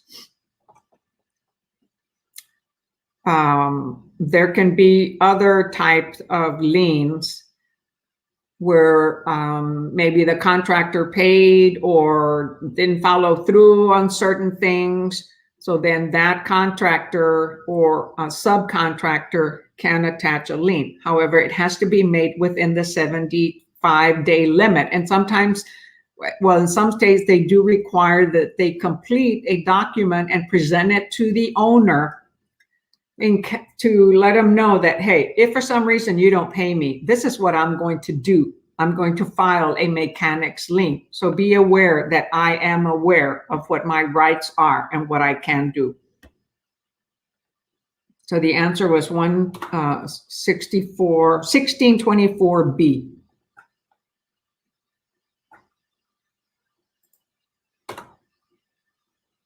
And actually there are many contractors that sometimes they swindle. I just talked to a client of mine that a contractor started the work and never finished and took off with, I don't know, $15,000 or $20,000 of her money. He left the country, went to Mexico because he couldn't follow through with his work or wherever. He doesn't have to be somebody that goes to Mexico. I was swindled by somebody here in my hometown area. However, I got him to pay me back. I called the TV station. They came and videotaped my house that I was doing remodeling on. I gave them the phone number to the contractor. They called that contractor, recorded him on news media. Okay. And while he was answering the questions, he was on TV, live TV. He called me shortly after that and that same day and brought me my money. And he did it to other people, unfortunately. So you'll learn about things like this. I did something that I tell my clients never to do. Don't pay in advance and pay them in portions. Once they do the work, then you pay. If they need to buy material, go buy the material. Okay? Don't give them money just like that, thousands of dollars, because there are a lot of fraudulent individuals out there that get into bad predicament. They may not have been bad people, but unpredictable situations sometimes cause people to go bad. Okay. And financial situations is a big one on that. So I advised them not to do that. And I ended up doing because they were recommended by a family member that I trusted. Okay. Number 25.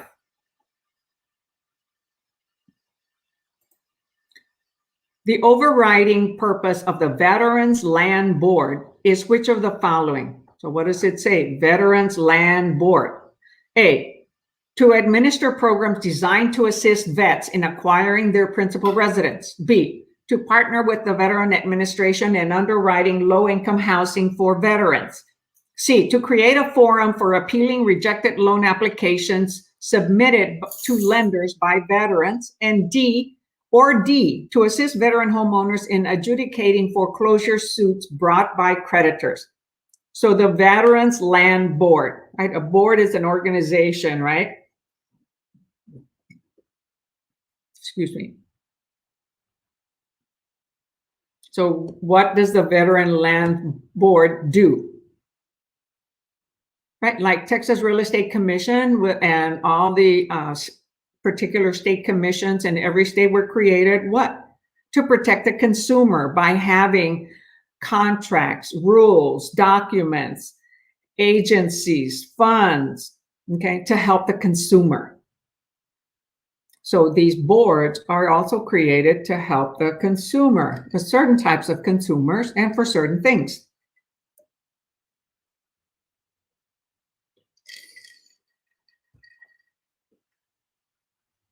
Nobody yet taking a risk? The overriding purpose of the Veterans Land Board is which of the following?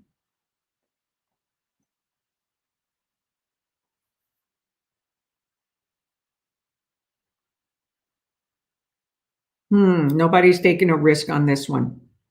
Okay. All right. Charles says A. Way to go, Charles. How you doing? I missed your call, but because I was on here.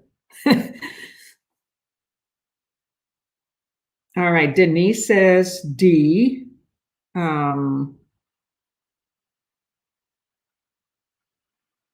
Hey, so Charles is watching on YouTube. Awesome. Okay, anybody else? So I've got A and D.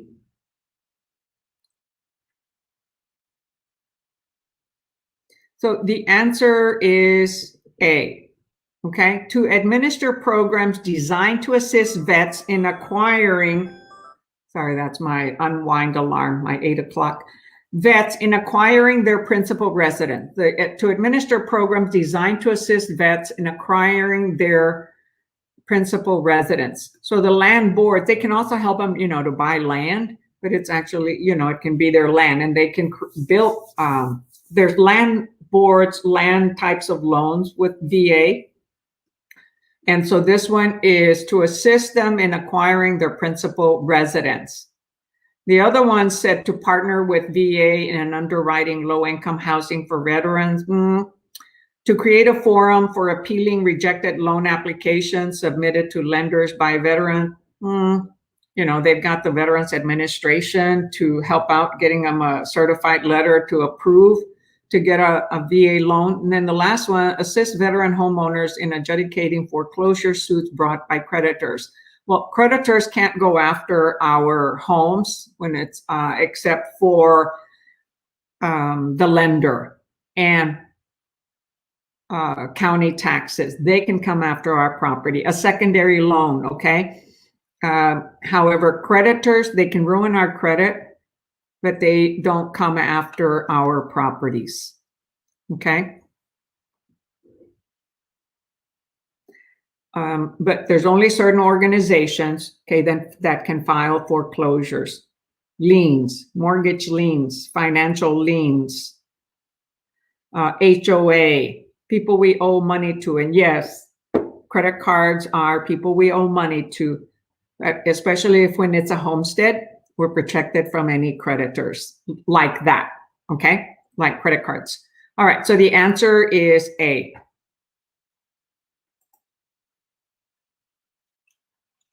Okay, that was 116.25A. Cool, I got it, Charles. I didn't realize when I created that little video that I needed to find tenant property. I didn't say in San Antonio. So thank you for responding to my video asking for help. Did I write the right answer? 1628.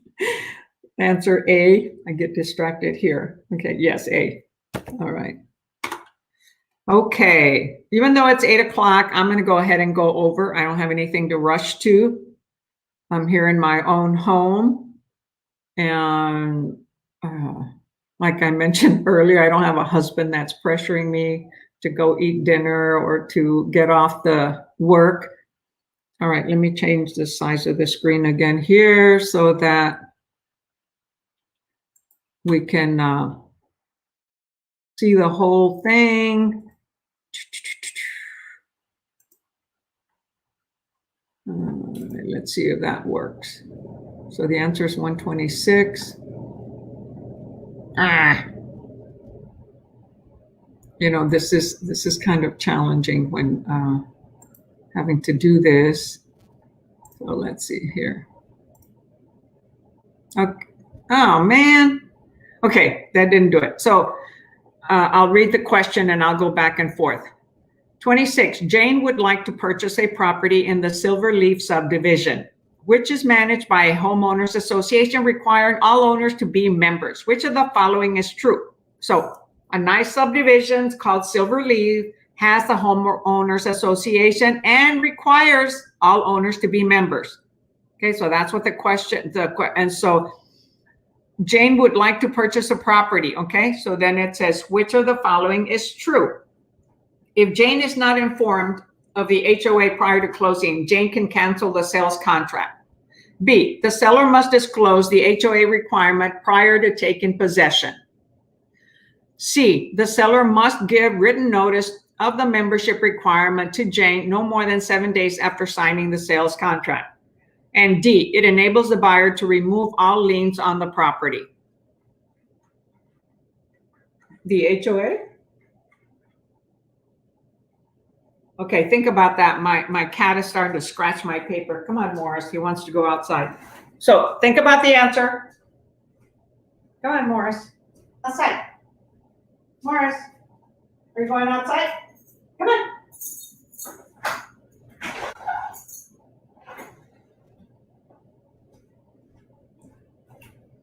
Cats and dogs are like kids, right? When we're focusing on something else and they want our attention, they start creating noise. All right, so the question was, Jane's going to purchase a property in a nice subdivision or a subdivision, and it has an HOA, which requires all members to be part of that HOA. So which of the following is true? If Jane's not informed of the HOA prior to closing, Jane can cancel the sales contract. B, the seller must disclose the HOA requirement prior to taking possession. C, the seller must give written notice of the membership requirement to Jane no more than 7 days after signing the sales contract. So certain things have to be exact, okay? D, it enables the buyer to remove all liens on the property. No, HOA doesn't enable you to do that. So, okay, so let's say so far I have Denise says B, Katina says B, and Charles says C. Right? Yes, I got that. All right. Well, B, B, and C. The answer is A. If Jane is not informed of the HOA prior to closing, Jane can cancel the sales contract. Remember, there's many areas in the contract that a buyer can cancel, and an HOA is crucial because it's going to cost money every month. And if this buyer doesn't know about that, and they find out at the end, they weren't given sufficient notice to evaluate that, and their realtor didn't inform them of that. Okay, neither did the listing realtor nor the seller. That wasn't disclosed. And according to this, they have the right to get out of the contract. So the seller has the duty to inform any buyer that the HOA requires membership. Fees are payable, and failure to remit fees may result in a lien, okay, against the property, and it can be foreclosed. The notice must be sent prior to signing the contract. If sent late, the buyer has 7 days to rescind from the date of receipt of notice. If not sent at all, buyer can cancel any time before closing. So one of the answers said, seller must give written notice of the membership requirement to Jane no more than 7 days after signing the contract. But here it says the notice must be sent prior to signing the contract. If sent late, the buyer has 7 days to rescind from the date of receipt. So not deliver 7 days after signing. Most of the times they're delivered, okay, after signing, okay, during the option period, and after, but it's like the seller's disclosures, right? They'll be delivered after signing. However, some realtors will ask for the HOA, the seller's disclosures, any other disclosures prior to submitting an offer. And especially in this market where there's multiple offers, we want to be totally prepared. So if certain things aren't provided, the seller's disclosure, lead-based disclosure, the closing disclosure from the lender, or the HOA, buyer can cancel. They can terminate the sales contract. So the correct answer is A. So Charles, and you know what, I wasn't totally sure about this, but the seller must give notice, it says on here, prior to contract. However, you and I both know that they can provide it during the option period. However, the buyer, here it said the requirement to Jane, no more than 7 days after signing the contract. Well, Jane has 7 days after receiving it in order to make a decision, right? So it says if sent late, okay, so if it's sent after the contract, the buyer has 7 days to rescind from date of receipt of notice. If not sent at all, they can terminate, they can cancel before closing. I know some of these questions are tricky. I'm glad I'm not taking the exam, or I'm not taking a broker exam. I did that in Oregon, okay? I don't think I'm gonna get a broker license. Never say never, okay? But if I do, I'm still staying with EXP because I'm gonna make more money there. And I won't have responsibility of anybody. Okay. But I have you as my responsibility if you all join with me at EXP. Why? Because I want you to grow. I want you to do better than me, okay? Because the majority of you are a lot younger than me. So I want you to do better than me. So that's my commitment to anyone that joins with me, is to help you grow your business and earn multiple streams of income and develop generational wealth. That's one of the reasons I moved to EXP. My prior broker wasn't the solution to provide me with multiple streams of income, and they aren't the leading technology. I like technology. I like to stay on to what's happening. That tells me that they're more forthcoming and staying on with today and tomorrow. All right.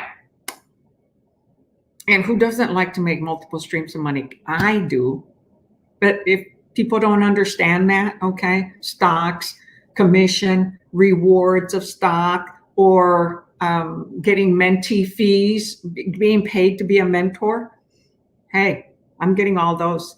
Number 27. So a little pitch of my favorite company now. Which of the following is a true statement regarding equitable interest? Okay, what kind of interest? Equitable interest. What's the definition? What's the vocabulary? Okay, terms. That's important to know. A, following the execution of a sales contract and prior to closing, sellers have an equitable interest in title. B, Texas is referred to as a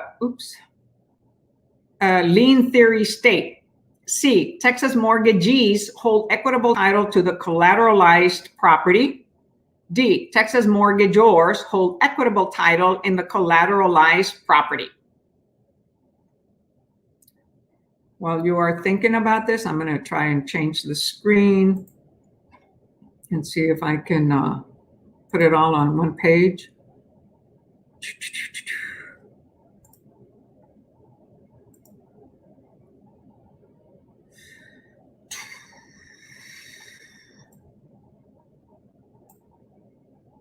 Oh, we're on number 127, right?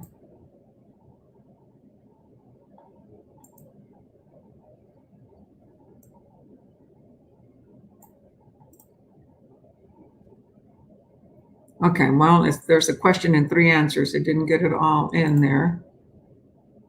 Dang it, that didn't work. Okay, so, okay, I've got, okay, no answers yet. Oh, so 126 was A. I don't know if I had put 125 was A. That's for those of you that will watch it, record it afterwards. And did I put 124?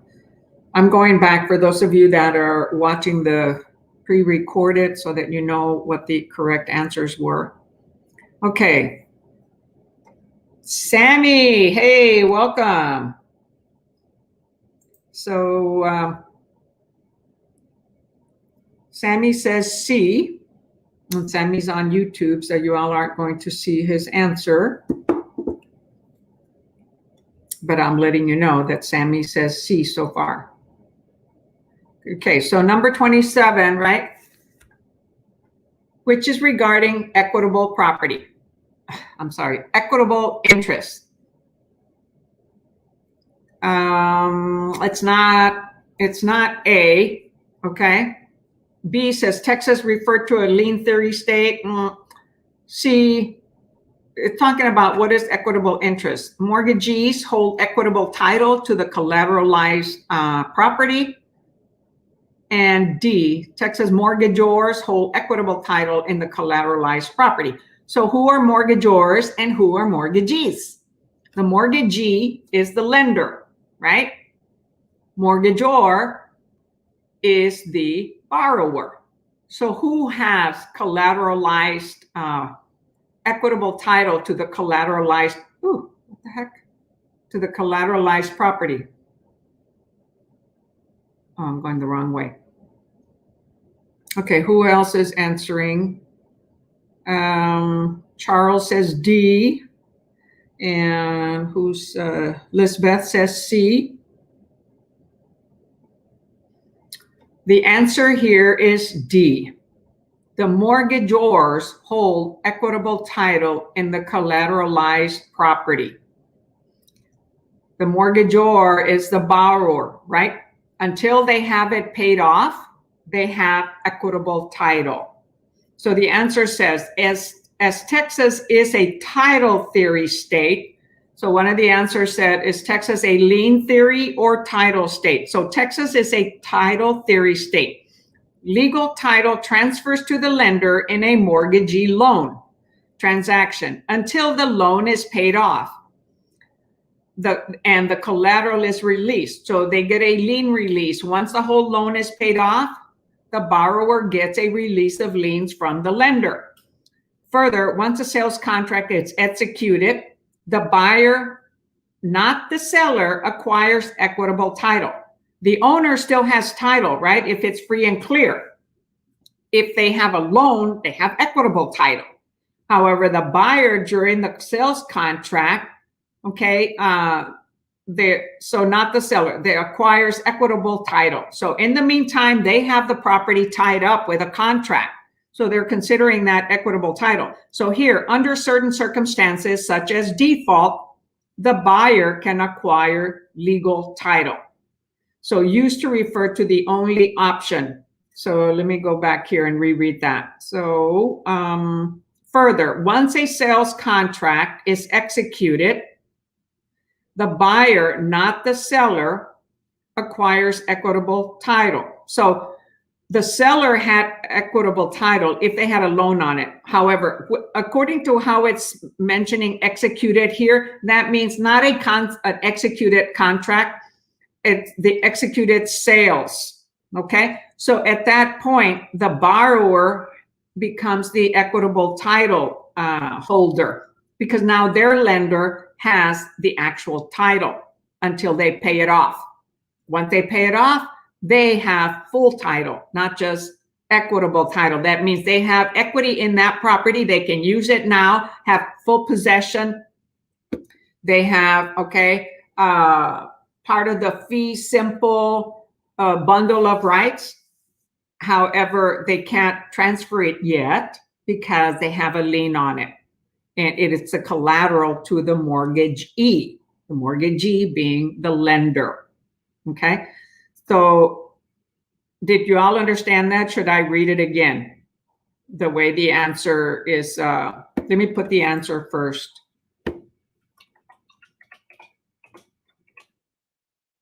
It's interesting, the explanation. So Charles had said D, Sammy C. Okay, so I had several, couple of D's and a couple of C's. And 1627. 1627D. Yeah, understood. Okay, Sammy says he understands it. Okay. So equitable title, know your definitions. Okay. It's when you don't have full bundle of rights, all the bundle of rights. You have some of them, not all of them. Okay. And so let's see. Okay, so we'll call it quits there, because that's the end of the state questions. And on Saturday, we will probably start the next class, the next book for state, or we will do the Texas practice exam, which I believe, you know what, I haven't skimmed through it to see if it's 100 questions. I'll have to see how many questions it is, but it's an actual practice exam that is supposed to have national and state questions. So I may do that on Saturday at 9 o'clock. You'll know when I start the class. Okay. And I'll send a reminder Friday evening, if I remember, or early Saturday, okay, about the class on Saturday morning. The email that went out was inviting you to both Wednesday and Saturday, okay? And I think, Sharon, you asked about how you could get a copy of those things that I showed. I think Sharon asked a question like that, says, how can we get some of those copies? That's why I was asking some of you to send me a messenger message so that I can end up uploading those resources that I showed here. Okay, these acronyms, 2 different types of acronyms, math formulas. I'm going to upload those into the Facebook group, and maybe I can also add a link on YouTube. I have to figure out how to attach either I may be able to attach a PDF. I can't remember. But if not, they're going to be in our Facebook group under files. Okay, remember, you look at the menu, click on more, and then you're able to see whatever documents I have on there. Let me get the, oh, here. So let me show you. Let me show you on here. All right. So there's Mr. Frederick that posted that he joined EXP with me. He's one of my partners now. Okay. So in our group, okay, this is our group, our real estate exam prep with Wow Lillie Hendy, okay? Because I'm a wow lady. So you go in here, you go into files. Is it working a little slow, or I didn't click it right? Yeah, there it goes. A little delayed reaction, okay? I'm going to upload them and put them in here. you can use some of these sources. Okay, this one is back from 2006, so it's online, so I'm not violating the copyright, okay, because it's already free online. So this is the excellent source where I do the glossary, and I said it have 4 exams. You can download this. Okay, when you click it, it's gonna download, and then you have to click the actual file on the bottom of your page, okay, so that it opens up. That's weird. Why isn't it opening up? Okay, so it goes to one of the posts that I did. When you click it on there, it's going to download to the bottom of the page. Okay, you'll see it over here. Let me get rid of that.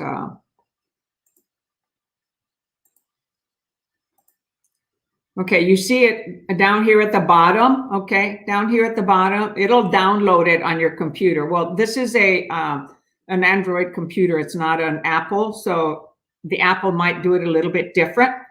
And then you have to click on that to open it up. It's also on the internet, on Google, okay? So this is where I've got the glossary, and there's many free sources out there. If you can get free sources, hey, do it. Don't be spending a lot of money. Save your money for when you get into the real estate business. Now, to go watch any recorded videos, you go into media.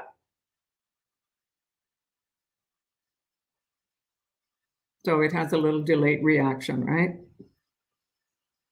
When you go into media, then you go into videos. And here's a young lady that passed, one of my students. I've had several, but not everybody posted on there. I used to do a little one. So all the videos that I've recorded and I follow the lessons in sequence are posted on here. Well, I don't have to post them. They're automatically on here. And so I have several years of videos of doing vocabulary, national questions, and state questions. If you want to go back and watch some of those, okay? So it goes back for several years. And some of the beginning ones were interesting because Facebook didn't let us share a screen. So I would put the camera to look up at a TV screen at the office. So anyway, lots of videos on there, okay? And when you pass the exam, make a comment on here, show your results, and be proud of the fact that you have passed, and share with the others. There's 599 of you on here, and that's because I have it as a private group. But I did create, okay, I created also a business page, and on the business page, everybody can get on there without, let me go to, hold on. So anybody can watch it on there. Darn it. So where are my groups here? Oh, right here. All these little menus. I tell you what, I'm always learning something new on all this social media. So, oh no, it's not a group, it's my page. So there's differences. There's business page, and there are, okay, so here, this is a business page. And so I am broadcasting onto the business page, and that way anybody can watch it here. They don't have to be a member of the group, okay? However, to interact with me during the class, you need to be in the on the group, okay? Because I'm not monitoring if anybody is putting comments on here, I haven't been monitoring on there. But here it'll be accessible to anybody, and you can invite friends to join this and start attending the live. When I do it live, I'm doing it on Facebook page, on the Facebook group, and also on YouTube. Okay, whenever you have questions, text me on Messenger or my cell phone. Much quicker to reply that way than emailing me or calling me, because if I'm on the phone with somebody else, my priority is whoever I'm with at that time. Okay, I give them my 100% undivided attention. I will give you my 100% undivided attention when I'm talking to you or you're with me in person. And if I'm texting you, I'll be interacting with you. And if necessary, I'll get on the call right then and there with you. Okay, so let us know whenever you're getting ready to pass your exam so that we can give some encouragement, put it on the Facebook group or on the messenger groups, okay? Because as I showed you, I have 4 different messenger groups, okay? And I let everybody know on here as a reminder. So I have a San Antonio group, a national group, Texas group, and a Rio Grande Valley group, which is in South Texas. So I'll send reminders on there. If you're not getting a reminder, that means I haven't added you to one of these groups, and let me know and I'll add you to one of these groups. I haven't caught up with, last week I let a lot of people in and didn't get a chance to add them. Okay, so again, this group is for all of us to help each other out.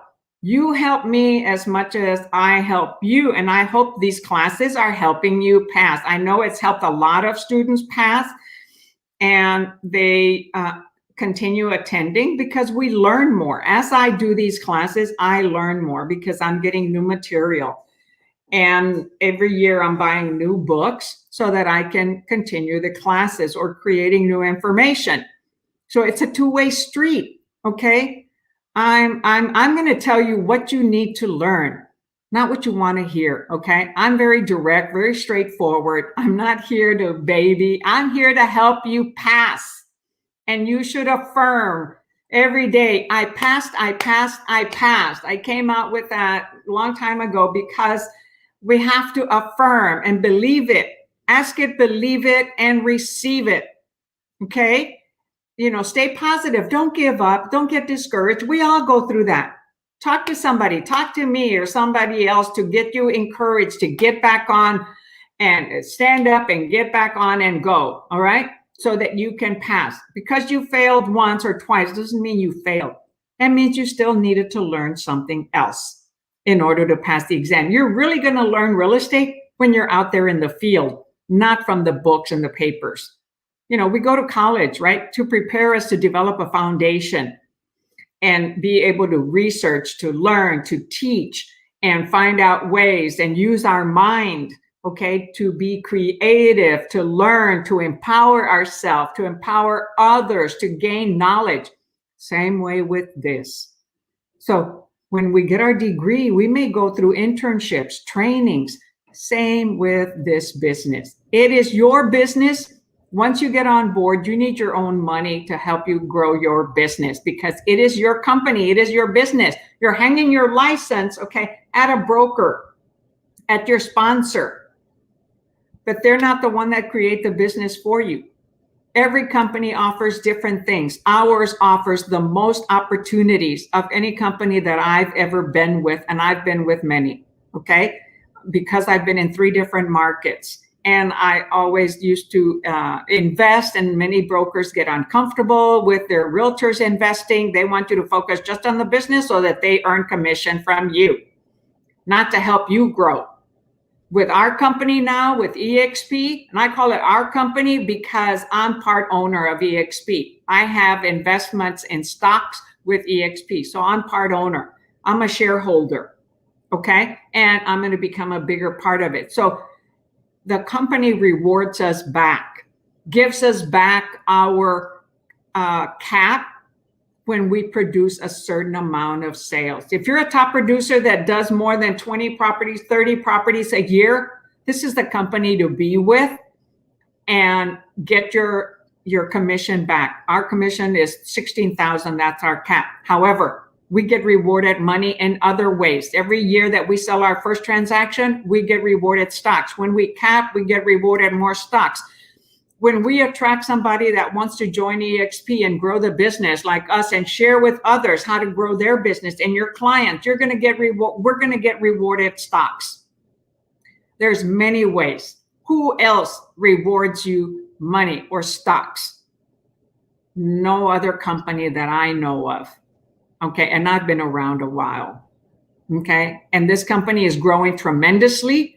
And people, brokers, big, huge brokerages that have 800 or more in their realtors in their team have quit the brokerage and moved it to Keller Williams. That's who I was with 7.5 years, to EXP. Okay. I had drank the Keller Williams Kool-Aid. Well, now I've drank the EXP one because it's much better. Okay. It has not only the cake, but the frosting and the cherry on top and more and more and more. Okay. So enough of that.